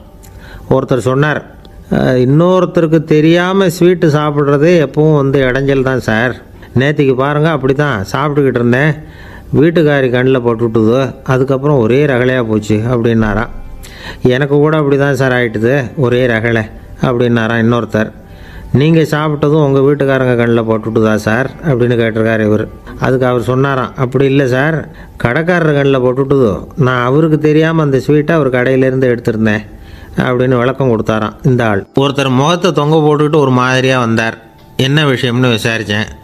என்னுடைய நண்பன் ஒருத்தங்கிட்ட கருத்து வேறுபாடு, இனிமேல் நமக்குள்ளே எந்த சம்மந்தமும் வேணாம்னு நட்பை முறிச்சிட்டு வந்துட்டேன்னா. நண்பர்கள்னு இருந்தால் கருத்து வேறுபாடு வரத்தான் செய்யும்னே. கருத்து வேறுபாடு வராமல் இருக்கிறதுக்கு ஏதாவது வழி உண்டா அப்படின்னு கேட்டாங்க. அதை பற்றி நிபுணர்கள் சில யோசனைகளை சொல்லியிருக்கிறாங்கன்னு. முதல் விஷயம் என்னென்னா, உங்கள் நண்பனுக்கு ஒரு செய்தி சொல்லணும்னா அதை நீங்களே நேரடியாக சொல்லுங்கள், அல்லது உங்கள் கைப்பட கடிதம் எழுதுங்க. அதாவது நேரடி தொடர்பு முக்கியம். அதை விட்டுட்டு இன்னொருத்தர் மூலமாக நண்பர்களுக்கு செய்தி அனுப்புனா நீங்கள் சொல்கிற செய்தி அப்படியே போய் சேராது, அது சேதமாயிடும். கூட்டி குறைச்சி சொல்லிவிடுவாங்க, அது குழப்பத்தில் கொண்டாந்து விட்டுரும். இது ஒரு யோசனை. ரெண்டாவது யோசனை என்னென்னா, நீங்கள் ஒரு நல்ல காரியத்தை செய்யும் பொழுது உங்கள் நண்பரையும் சேர்த்துக்குங்க, அவருக்கும் அதில் ஒரு ஈடுபாட்டை உருவாக்குங்க. மூணாவது யோசனை, நம்ம பக்கத்தில் இருக்கிற நண்பர் மகிழ்ச்சி அடைகிற மாதிரி ஏதாவது செய்யணும். சின்ன சின்ன செயல்களாக இருந்தாலும் பரவாயில்ல, அவர் நமக்கு எதுவும் செய்யலையே, நாம் எதுக்கு செய்யணும் அப்படின்னு நினச்சிக்கிட்டு இருக்கக்கூடாது. நாலாவது யோசனை என்னென்னா, உங்களுக்கு ஒரு பிரச்சனையா அல்லது உங்கள் நண்பருக்கு ஒரு பிரச்சனையா, எதுவாக இருந்தாலும் 2 பேரும் சேர்ந்து உட்காந்து ஆலோசனை பண்ணுங்கள். நம்ம யோசனையும் கேட்கப்படுதே அப்படிங்கிற நினைப்பே அவருக்கு ஒரு மன நிறைவை உண்டாக்குமா. 5வது யோசனை, உங்கள் நண்பர் ஏதோ ஒரு காரியத்தை செய்கிறார், நீங்கள் உடனே அவசரப்பட்டு நீ செய்கிறது தப்புன்னு தீர்ப்பு சொல்லக்கூடாது. அவர் அதை செய்கிறதுக்கான நியாயங்கள் எவ்வளவோ இருக்கும், அதை புரிஞ்சுக்கிறதுக்கு முயற்சி பண்ணணும். 6வது யோசனை, உங்கள் நண்பர் என்ன சொன்னாலும் அதை பொறுமையாக கேளுங்க. அவர் சொல்கிறத புரிஞ்சுக்கணும், அவர் சொல்ல விரும்புகிறத புரிஞ்சுக்கணும், அவர் சொல்ல முடியாமல் தவிக்கிறதையும் புரிஞ்சுக்கணும். இப்படி 3 விதமாகவும் அவரை புரிஞ்சுக்கிட்டு அதுக்கு தகுந்த மாதிரி செயல்படணும். 7வது யோசனை என்னென்னா, உங்கள் நண்பர் உங்ககிட்ட ஏதோ ஒரு கருத்தை சொல்கிறார், அது உங்களுக்கு பிடிக்கல, அதுக்காக உடனே நீ சொல்கிறது சரியில்லை, நான் ஒத்துக்க மாட்டேன் அப்படின்லாம் மறுத்துக்கிட்டு இருக்கக்கூடாது. அவர் சொல்கிறத கேட்கணும், பொறுமையாக சிந்திக்கணும், அதுக்கப்புறம் பதில் சொல்லணும். இப்படிலாம் நடந்துக்கிட்டால் நண்பர்களுக்குள்ள கருத்து வேறுபாடு வர்றதுக்கு வாய்ப்பே இருக்காது அப்படின்னு வல்லுநர்கள் தொகுத்து சொல்லியிருக்கிறாங்க இந்த யோசனைகளை. எனக்கு தெரிஞ்ச சில நண்பர்கள் உண்டு, அவங்களுக்குள்ளேயும் கருத்து வேறுபாடுகள் வராமல் இருக்கிறதுக்கு சில நுட்பங்களை கையாளுறது உண்டு. ஒருத்தர் சொன்னார், அந்த டாக்டர் சின்ன வயசுலேருந்து என் கூட பழகினவர், நாங்கள் 2 பேரும் இணை பிரியாத நண்பர்கள், இருந்தாலும் எனக்கு உடம்பு சரியில்லைன்னா நான் அவர்கிட்ட வைத்தியம் பார்த்துக்க மாட்டேன் அப்படின்னார் ஒருத்தர். ஏன் அப்படின்னு கேட்டேன். எங்கள் நட்பு கெட்டு போடக்கூடாது இல்லையா, அதனால தான் அப்படின்னார் இவர். ஒரு மனுஷனுக்கு 3 விதத்தில் கர்வம் உண்டாகிறதுக்கு வாய்ப்பு உண்டு.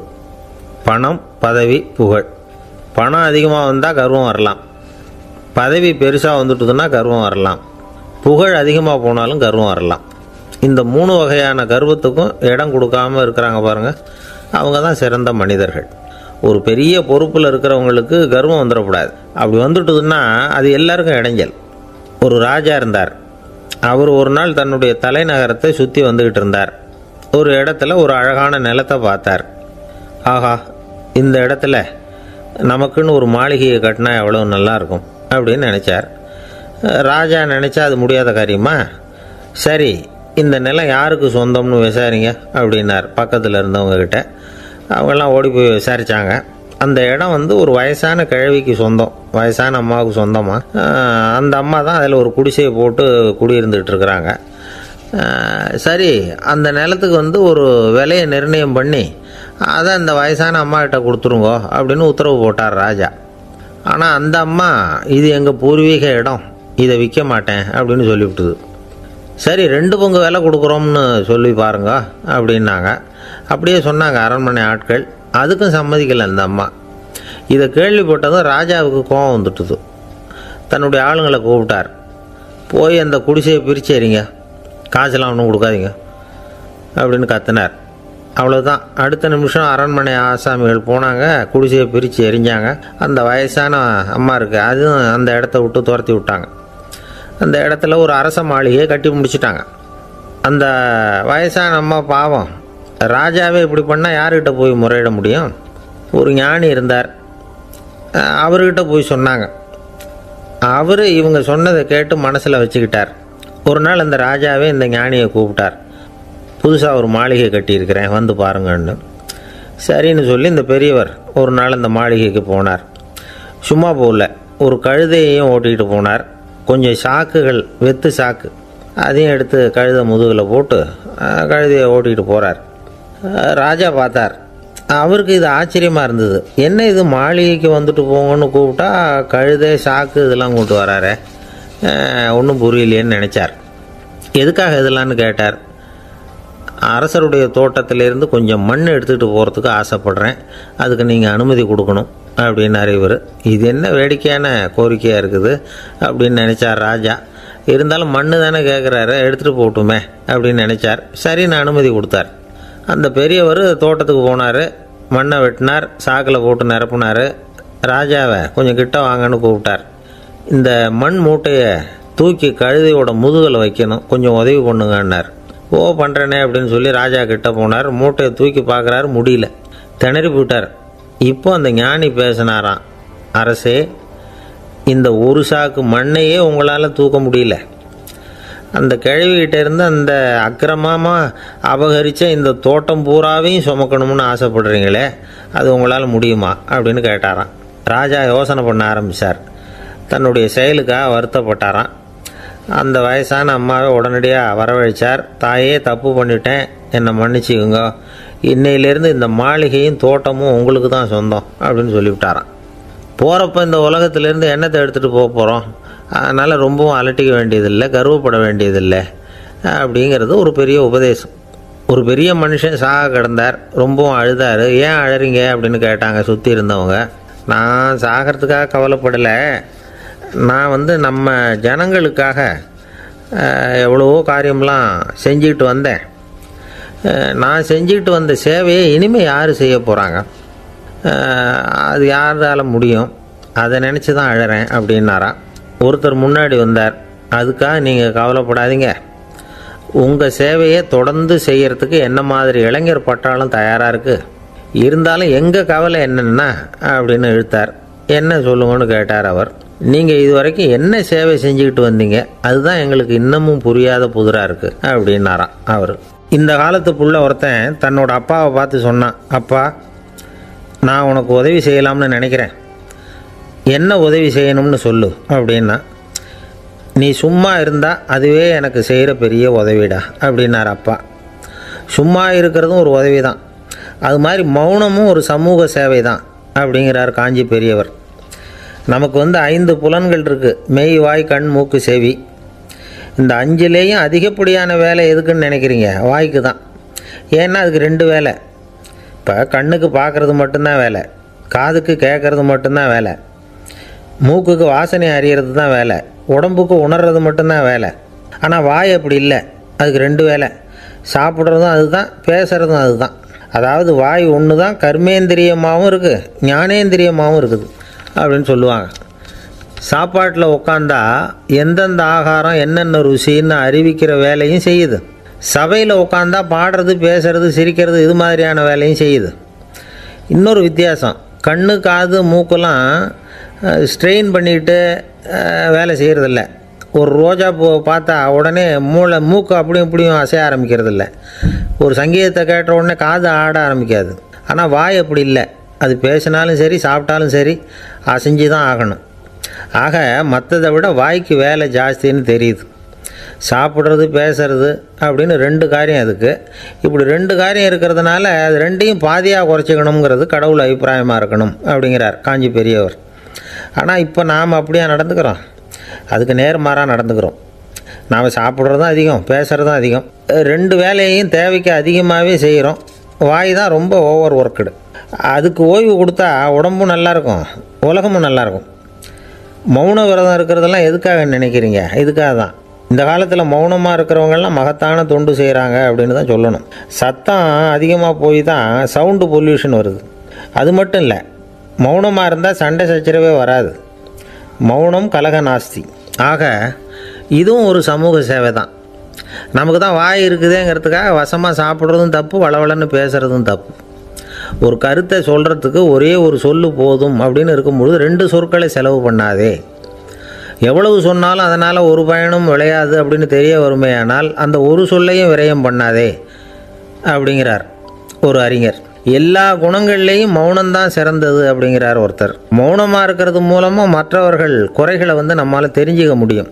அதே சமயத்தில் நம்மகிட்ட இருக்கிற குறைகளை மற்றவங்களுக்கு தெரியாமல் மறைச்சிக்கவும் முடியுங்கிறார் அவர். உண்மைதானே? ஒரு பெரிய மேடை பேச்சாளர், பொது வாழ்க்கையில் 25 வருஷ காலமாக ஈடுபட்டிருக்கிறவர். அவர் மனைவி ஒரு நாள் சொன்னாங்க, எங்கள் வீட்டுக்காரர் 25 வருஷ காலமாக பொது வாழ்வில் ஈடுபட்டிருந்தா கூட இந்த மாதம் 10ஆம் தேதியிலிருந்து தான் மக்களுக்கு சேவை செய்ய ஆரம்பிச்சிருக்கார் அப்படின்னு நாங்கள் ரொம்ப பெருமையாக. 10ஆம் தேதிக்கு அப்படி என்ன விசேஷம் அப்படின்னு கேட்டோம். அன்னையிலேருந்து தான் அவர் மேடையில் பேசுகிறத நிறுத்தினார் அப்படின்னாங்க அந்த அம்மா. ஒரு நண்பர் அவசரமாக என்கிட்ட ஓடி வந்தார். அப்புறம் சொன்னார், என்னால் நம்பவே முடியல சார், என் பையனா அப்படி அப்படின்னு சொல்லி ஆச்சரியப்பட்டார். உங்கள் பையன் அப்படி என்ன தான் செஞ்சுட்டான் அப்படின்னு கேட்டேன். என்னால் முடியாத ஒரு காரியத்தை அவன் செஞ்சுட்டான் சார் அப்படின்னார். அது என்னன்னு தான் சொல்லுங்களேன். என்ன 5வது வகுப்பில் அவன் ஒரே தடவையில் தேறிட்டான் சார், அதாவது ஒரே அட்டம்ப்டில் பாஸ் ஆகிருக்கான் அப்படின்னார் மூச்சு வாங்க. கஷ்டப்பட்டு பரீட்சை எழுதுனது அவன், இவருக்கு ஏன் மூச்சு வாங்குது? நம்மால் செய்ய முடியாத ஒரு காரியத்தை இன்னொருத்தர் செய்யும் பொழுது அது நமக்கு ஆச்சரியமாக இருக்குது. சர்க்கஸ் பார்க்குறோம், ஒருத்தர் அந்த இடத்துல தொங்குறார், அது நமக்கு ஆச்சரியம். ஏன்னா அது நம்மால் முடியாத காரியம். நம்மால் முடியாத ஒன்றை அடுத்தவர் எளிதாக செய்யும் பொழுது நாம் மருள்வது இயற்கை. இதை தான் தொல்காப்பியம் மருட்கை அப்படின்னு சொல்லுது. இந்த வியப்பு இருக்குதே, இது 4 வகையில் ஏற்படுறதாக தொல்காப்பியம் சொல்லுது. அது என்ன 4 வகை? முதல் வகை எப்படின்னா புதுமையான அரிய செயல்களை செய்கிறது. 2வது வகை என்னென்னா பெரும் செயல்களை செய்கிறது. 3வது வகை என்னென்னா மிக நுட்பமான செயல்களை செய்கிறது. 4வது வகை என்னென்னா ஆக்கம் தரும் செயல்களை செய்கிறது. புதுமை, பெருமை, சிறுமை, ஆக்கமோடு மதினம் சாலா மருட்கை 4 அப்படிங்கிறது தொல்காப்பியம். இன்றைக்கி விஞ்ஞானம் புதுசு புதுசாக எதையோ கண்டுபிடிக்குது. ஆரம்பத்தில் அது ஆச்சரியமாக இருக்குது, அப்புறம் அது நமக்கு பழகி போடுது. வானொலி பெட்டி புதுசாக வந்தப்போ ஒரு பெட்டி பேசுதுங்கிறது எவ்வளோ பெரிய ஆச்சரியம். இப்போ யாரும் அதை ஆச்சரியமாக பார்க்குறதில்ல. மதினம் சாலா மருட்கை அப்படின்னு ஒரு சொற்றொடர் வருது பாருங்க, அதில் கருத்தாழம் உண்டு. எதை பற்றியும் போதுமான அளவு புரிந்து கொள்ளாத போது ஒருத்தர் ஆச்சரியப்படுறார். புரிந்து கொண்ட பிறகு ஆச்சரியம் மறைஞ்சு போடுது. மிக நுட்பமான செயல்களும் நம்ம ஆச்சரியப்பட வைக்கும். ஒரு அரிசியில் ஒரு திருக்குறள் எழுதி காட்டுறாங்க, ஒரு முட்டை ஓட்டுக்குள்ளே ஓவியம் தீட்டி காட்டுறாங்க. கருங்கல் சிற்பங்களில் எவ்வளவு நுட்பமான வேலைப்பாடுகளை எல்லாம் பார்த்து ஆச்சரியப்படுறோம். இது மாதிரி ஆக்கப்பூர்வமான அரிய செயல்களை செய்கிறது கூட வியப்பை உண்டு பண்ணும். குப்பை கூலங்களை கூட வாழ்க்கைக்கு பயன்படுகிற பொருளாக மாற்றுகிறவர்கள் இருக்காங்க. அவர்களுடைய செயல் வியப்பு அளிக்குது. இடைக்காட்டு சித்தர் பாடின 30 நூலில் வர்ற ஒரு பாடல், ஆற்றல் பிறர் அறிதலின் அகம் கிளர்வு உறுதலின் கற்று அறி பாணர் கழுமிய கோடலின் தோற்றம் உருகவே போற்றல் சால் வியப்பே. ஒருத்தருடைய ஆற்றல் தெரியாமல் இருந்தது, அவருடைய அரிய செயலை பார்க்கும் பொழுது வியப்பாக இருந்தது, மனசுக்குள்ள கிளர்ச்சி. பாவலர்கள் இவர்களுடைய புகழை பாடி மற்றவர்களும் தெரிந்து கொள்ளுமாறு செய்கிறார்கள் அப்படிங்கிறது தான் ஒரு யதார்த்தமான உண்மை. ஆக எல்லா வகையிலும் மக்கள் தங்களுடைய வாழ்க்கையில் முன்னேறுவதற்கான வழிகாட்டுகிற ஒரு மெய்ப்பாடு தான் வியப்புங்கிறது. இந்த காலத்தில் நம்ம எப்படியெல்லாம் ஆச்சரியப்பட வைக்கிறாங்க. ஒரு ஆளை பிடிச்சி ஜெயிலில் கொண்டு வந்தாங்க. ஜெயில் அதிகாரி அவனை ரொம்ப ஆச்சரியமாக பார்த்தாரான். இவன் கேட்டான், ஏன் சார் அப்படி பார்க்குறீங்க, நான் இப்போ இங்கே வர்றது உங்களுக்கு ஆச்சரியமாக இருக்குதா அப்படின்னு கேட்டிருக்கான். இதுக்கு ஜெயில் அதிகாரி சொல்லியிருக்கார், நீ இப்போ இங்கே வந்ததில் எனக்கு ஒன்றும் ஆச்சரியம் இல்லைப்பா, ஏற்கனவே நீ இங்கேருந்து விடுதலையாகி போய் 6 மாதம் ஆச்சு, இவ்வளவு லேட்டாக வர்றியே அதுதான் எனக்கு ஆச்சரியமாக இருக்குது அப்படின்னாராம். ஒருத்தர் ஒரு தவறு செஞ்சு விடுறாருன்னு வச்சுக்கோங்க, உடனே நீ செஞ்சது தவறு அப்படின்னு சொல்கிறது ஒரு வகை. அதுக்கு பதிலாக எது சரின்னு அவர் புரிந்து கொள்ள உதவி செய்கிறது இன்னொரு வகை. இந்த 2வது வகை இருக்குது பாருங்கள், நிர்வாக இயலில் இது ரொம்ப முக்கியம். அலுவலகத்தில் வேலை பார்க்குற ஒருத்தர் முக்கியமாக தெரிஞ்சுக்க வேண்டியது என்ன தெரியுமா? சக ஊழியர்கள்கிட்ட எப்படி பழகணும், மேலதிகாரிகள்கிட்ட எப்படி பழகணும், தனக்கு கீழே வேலை செய்கிறவங்கக்கிட்ட எப்படி பழகணும், வாடிக்கையாளர்கள்கிட்ட எப்படி பழகணும், இவங்க எல்லார்கிட்டையும் செம்மையான உறவை ஏற்படுத்திக்கிறது எப்படி. இதையெல்லாம் சொல்லிக் கொடுக்குற பாடம் தான் இன்டர் பர்சனல் ஸ்கில், திறமையான உறவு அப்படிங்கிறது. எந்த வேலையில் இருந்தாலும் சரி, இந்த உறவுகளை வளர்க்கும் திறன் உள்ளவங்க சீக்கிரம் முன்னுக்கு வந்துடுறாங்க. மற்றவங்க கிட்ட உறவை பலப்படுத்திக்கிறது எப்படி அப்படின்னு தெரிஞ்சுக்கிட்டோம்னா எந்த ஒரு தடையையும் சுலபமாக தாண்டி செய்கிற தொழிலில் முன்னுக்கு வந்துடலாம். ஹார்வர்டு பல்கலைக்கழகத்தில் ஒரு கணக்கெடுப்பு பண்ணி பார்த்தாங்களாம். பார்க்குற வேலையில் எது மாதிரி குணாதிசயம் உள்ளவங்க வேகமாக முன்னுக்கு வர்றாங்க அப்படின்னு தெரிஞ்சுக்கிறதுக்காக இந்த கணக்கெடுப்பு. வெவ்வேறு துறையில் வேகமாக முன்னுக்கு வந்திருக்கிற பல பேரை சந்தித்து இந்த சர்வேயை நடத்தியிருக்கிறாங்க. அவங்க கண்டுபிடிச்சி சொல்லியிருக்கிற உண்மை என்ன தெரியுமா? ஒருத்தர் ஒரு வேலையில் இருந்தால் அது சம்பந்தப்பட்ட சப்ஜெக்ட் பற்றிய அறிவு 35% இருந்தால் போதுமா. ஆனால் உறவுகளை வளர்க்கக்கூடிய திறன், இன்டர் பர்சனல் ஸ்கில்லு 65% வேணும். இப்படி உள்ளவங்க சீக்கிரம் முன்னுக்கு வந்துடுறாங்களாம். அதனால் ஒருத்தருக்கு வேலை சரியாக புரியலைன்னா கூட விவரமாக மற்றவங்கக்கிட்ட பழகிறது எப்படின்னு புரிஞ்சால் போதும், அவர் முன்னுக்கு வந்துடலாம். அலுவலகங்களில் மட்டும் இல்லை, எல்லா இடங்கள்லையும் இது ரொம்ப முக்கியம். வீட்டுக்குள்ளேயும் இது ரொம்ப முக்கியம், வீட்டுக்கு வெளியேயும் இது முக்கியம். அடுத்தவங்கக்கிட்ட பழகிறது எப்படிங்கிறத தெரிஞ்சிக்காதவன் வாழ்க்கையில் முன்னேற முடியாது. இன்றைக்கி ஆயுதங்களால் காயப்படுத்தி கொள்ளுகிறவர்களை விட வார்த்தைகளால் காயப்படுத்தி கொள்ளுகிறவர்கள் தான் அதிகம். பெரியவங்க என்ன சொல்கிறாங்க தெரியுமா? நீங்கள் இந்த பூமியில் பிறந்ததன் அர்த்தம் பூர்த்தி ஆகணும்னா அடுத்தவங்களுக்கு உதவி பண்ணுங்க. அடுத்தவங்களுக்கு உதவி செய்ய முடியாவிட்டால் கூட பரவாயில்லை, ஆனால் யாரையும் புண்படுத்தி விடாதீங்க அப்படின்னு சொல்கிறாங்க. எனக்கு தெரிஞ்ச ஒருத்தர் ஒரு அலுவலகத்தில் வேலை பார்க்குறார். அவர் சொல்லுவார், எனக்கு இந்த இன்டர்பர்சனல் ஸ்கில் ரொம்ப அதிகம் சார். சக ஊழியர்கள்கிட்ட ரொம்ப சுமூகமாக நடந்துக்குவேன். என் கூட வேலை பார்க்குற ஒருத்தருக்கு ஏதாவது ஒரு கஷ்டம்னா அந்த சமயத்தில் அவர் செய்ய வேண்டிய வேலையை நான் செஞ்சுருவேன் சார் அப்படிம்பார். நான் அவர்கிட்ட சமீபத்தில் அப்படி ஏதாவது செஞ்சுருக்கீங்களா அப்படின்னு கேட்டேன். செஞ்சுருக்கேன் சார். போன வாரம் புதன்கிழமை ஆஃபீஸில் என் பக்கத்து சீட்டுக்காரருக்கு வயிற்று வலி. உடனே நான் மெடிக்கல் லீவ் போட்டுவிட்டு எங்கள் வீட்டுக்கு போயிட்டேன் சார் அப்படின்னார். ஒரு அம்மா தெருவில் உட்காந்து என்னத்தையோ தேடிட்டு இருக்கிறாங்க. அந்த அம்மா ஒரு சூஃபி ஞானி. அவங்க பேர் என்னென்னா ரபியா அல் அடாவியா. அந்த அம்மாவுக்கு கண் கூட தெளிவாக தெரியாது. அந்த பக்கமாக வந்த சில பேர் இவங்களுக்கு உதவி செய்கிறதுக்காக வந்தாங்க. என்ன தேடிகிட்டு இருக்கிறீங்க அப்படின்னு கேட்டாங்க. இதுக்கு அந்த அம்மா, அந்த கேள்வி அவ்வளோ முக்கியத்துவம் இல்லை, நான் தேடிகிட்டு இருக்கிறேன், உங்களால் முடிஞ்சால் எனக்கு உதவி பண்ணலாம் அப்படின்னாங்களாம். உதவி செய்ய வந்தவங்களுக்கு ஆச்சரியம். எதை தேடுறோங்கிறது தெரியாமல் இப்படி ஏன் நேரத்தை செலவழிக்கிறீங்க? நாங்கள் எப்படி உங்களுக்கு உதவ முடியும்? எங்களுக்கு ஒன்றும் புரியலையே அப்படின்ட்டுருக்காங்க. சரி, உங்களை திருப்தி பண்ணுறதுக்காக சொல்கிறேன். ஒரு குண்டூசி தொலைஞ்சி போச்சு, அதை தேடுறேன் அப்படின்னாங்களாம் அந்த அம்மா. அதுக்கப்புறம் இவங்களும் சேர்ந்து தேட ஆரம்பிச்சிட்டாங்க. கொஞ்ச நேரம் ஆச்சு, ஒன்றும் கிடைக்கல. உதவி செய்ய வந்தவங்களும் அழுத்து போட்டாங்க. அப்புறம் கேட்டாங்க, பாருங்கம்மா, இது ரொம்பவும் பெரிய தெரு, அகலமான தெரு, அதனால் குறிப்பாக நீங்கள் எந்த இடத்துல அந்த குண்டூசியை தொலைச்சிங்க அதை சொல்ல முடியுமான்னாங்களாம். இதுக்கு அந்த அம்மா, நீங்கள் மறுபடியும் அர்த்தமில்லாத கேள்வியை கேட்குறீங்க, உங்கள் கேள்விக்கும் நான் தேடுறதுக்கும் என்ன சம்மந்தம்னாங்களாம்.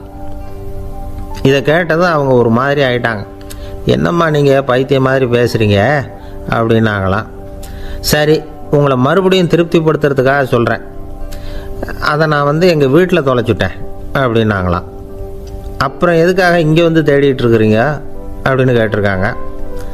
ஏன்னா இங்கே தான் வெளிச்சம் அதிகமாக இருக்குது, அங்கே வீட்டுக்குள்ளே இருட்டாக இருக்குது, அதனால் இங்கே வந்து தேடுறேன். வெளிச்சம் உள்ள இடத்துல தானே தேட முடியும் அப்படின்னாங்களாம் அந்த ஞானி. இந்த கதைக்கு என்ன அர்த்தங்கிறத பெரியவங்க சொல்கிறாங்க.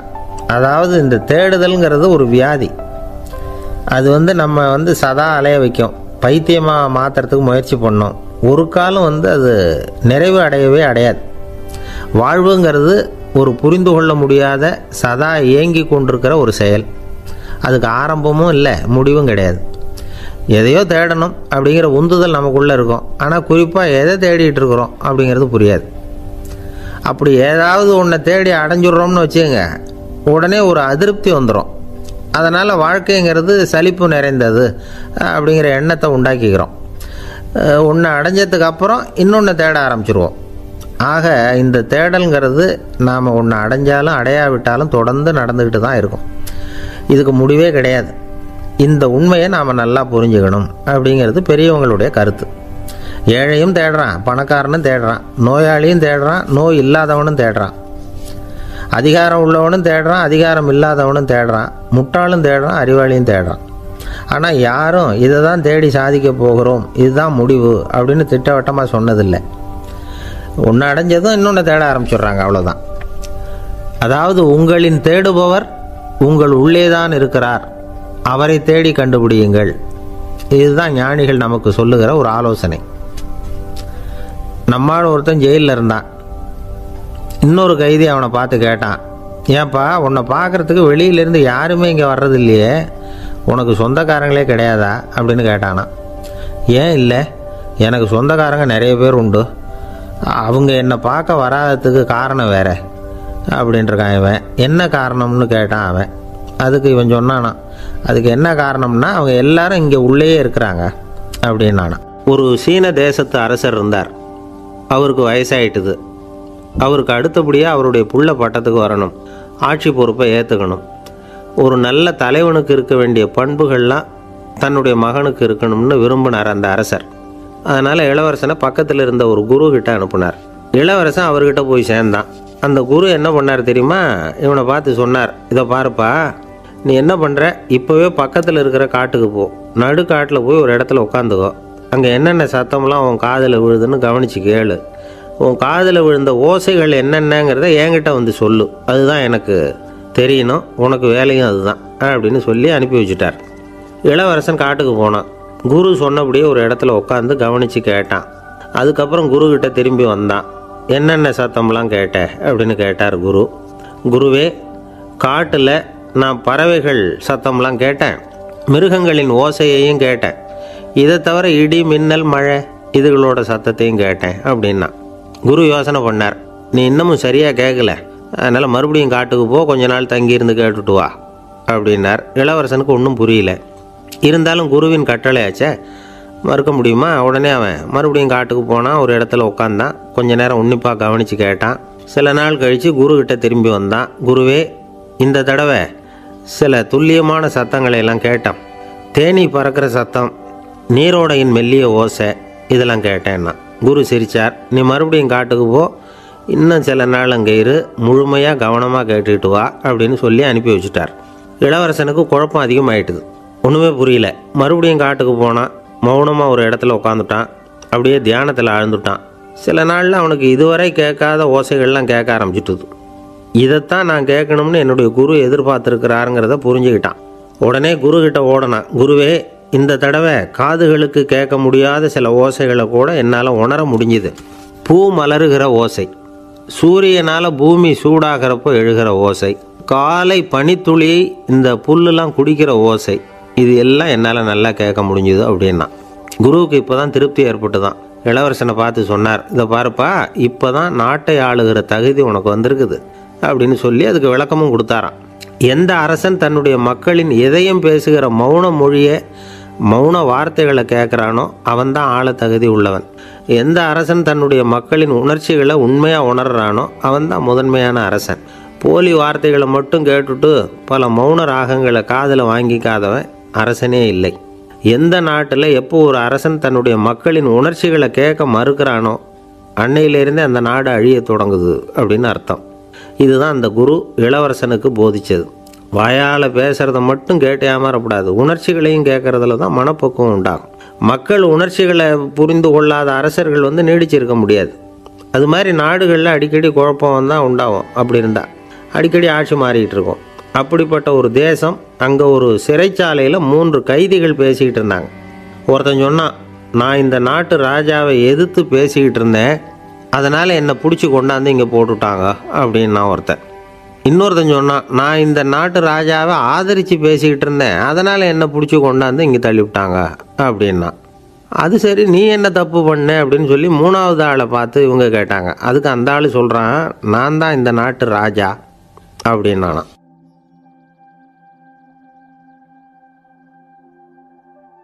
ஒரு விவசாயி விதைக்கிறதுக்காக வயல்வெளி பக்கம் போகிறார். விதைகளை அள்ளி வீசினார். அப்போ என்ன ஆச்சுன்னா, சில விதைகள் பாதை ஓரத்தில் விழுந்தது, சில விதைகள் முள் செடிகள் மண்டி இருந்த புதருக்கு இடையில் விழுந்தது, சில விதைகள் நல்ல நிலத்தில் விழுந்தது. பாதை ஓரத்தில் விழுந்த விதை என்ன ஆச்சுன்னா, அதெல்லாம் பறவைகள் கண்ணில் போட்டுவிட்டுது. உடனே உட்காந்து கொத்தி தின்னுட்டு போட்டுது. அதிகமாக மண் இல்லாத பாறை பகுதியில் விழுந்த விதையெல்லாம் லேசாக வேர் விட்டு முளைக்க ஆரம்பிச்சிது. அதுக்கப்புறம் வேர் கீழேயும் ஆழமாக போக முடியல, மேலேயும் சூரிய வெப்பம் அதிகம் தாங்க முடியல, எல்லாம் காஞ்சி கருகி போட்டுது. புதர் பகுதியில் சில விதைகள் விழுந்தது இல்லையா, முள் செடிகள் காடாக மண்டி போயிருந்தது. அதனால் முளைச்சி வர்ற செடிக்கு நெருக்கடி அதிகமாக போட்டுது, சரியாக வளர முடியல, விளைச்சலும் சரியாக இல்லை. நல்ல நிலத்தில் விழுந்த விதைகள் மட்டும் நல்லா முளைச்சிது, நல்லா வளர்ந்தது, விளைச்சலும் பிரமாதமாக இருந்தது. இந்த கதையை சொல்லிவிட்டு கேட்க செவியுள்ளோர் கேட்கட்டும் அப்படிங்கிறார் இயேசு பெருமான். ஆமாம், இயேசு கடலில் நின்ற படகு ஒன்றில் உட்காந்துருக்கிறார். கடற்கரையில் ஏராளமான மக்கள் உட்காந்துருக்கிறாங்க. அந்த சமயத்தில் தான் இயேசு ஓமைகள் மூலமாக மக்களுக்கு பல உண்மைகளை சொல்லிகிட்டு இருக்கிறார். மக்கள் அந்த கதையை கேட்டுட்டு ஒன்றும் புரியாமல் முழிக்கிறாங்க. அதை கவனித்த இயேசு அந்த ஓமையை விளக்க ஆரம்பித்தார். இதில் அந்த விதைக்கிறவர் தான் இறைவன். அவருடைய வார்த்தைகளை விதைக்கிறார். அந்த வார்த்தைகளை கேட்கிற மக்கள் அந்த விழுந்த விதைகள் மாதிரி 4 வகையானவர்கள். சில பேர் பாதை ஓரத்தில் விழுந்த விதைகள் மாதிரி. இறைவன் வார்த்தைகளை அவங்க கேட்குறாங்க, ஆனால் தீய எண்ணங்கள் செய்கைகள் மூலமாக விதைக்கப்பட்ட வார்த்தைகள் அழிஞ்சு போடுது. இறைவன் வார்த்தைகளை கேட்ட உடனே மகிழ்ந்து போய் உடனே சில பேர் அதை ஏற்றுக்கிறாங்க. இவங்கெல்லாம் அந்த பாறை பகுதியில் விழுந்த விதைகள் மாதிரி. அதனால் இவங்கெல்லாம் வேறு இல்லாதவங்க. கொஞ்ச காலத்துக்கு இறை வார்த்தைகளுக்கு கீழ்ப்படிந்து நடப்பாங்க. அதனால் ஏதாவது இடைஞ்சல் ஏற்பட்டால் உடனே தடுமாறுவாங்க. தங்கள்கிட்ட இருக்கிற நல்ல பண்புகளை விட்டுட்டு பாவ வழிகளுக்கு போயிடுவாங்க. முள் செடிகளுக்கு இடையில் விழுந்த விதைகள் மாதிரி உள்ளவங்க யாருன்னா, இவங்களுக்கு உலக கவலை உண்டு, செல்வத்தின் மீது மயக்கம் உடையவர்கள். உலக ஆசைகள் இவங்களுக்குள்ளே பூந்துடுறதுனால அங்கே இருக்கிற நல்ல பண்புகள் மறைஞ்சு போயிடுது. அதனால் அவங்களும் உபயோகம் இல்லாதவங்களாக ஆயிடுறாங்க. நல்ல மனிதர்கள் நல்ல நிலத்தில் விழுந்த விதைகளுக்கு ஒப்பானவர்கள். இவங்க இறை வார்த்தையை கேட்குறாங்க, அதை ஏற்றுக்கிறாங்க, அவங்களும் நல்லபடியாக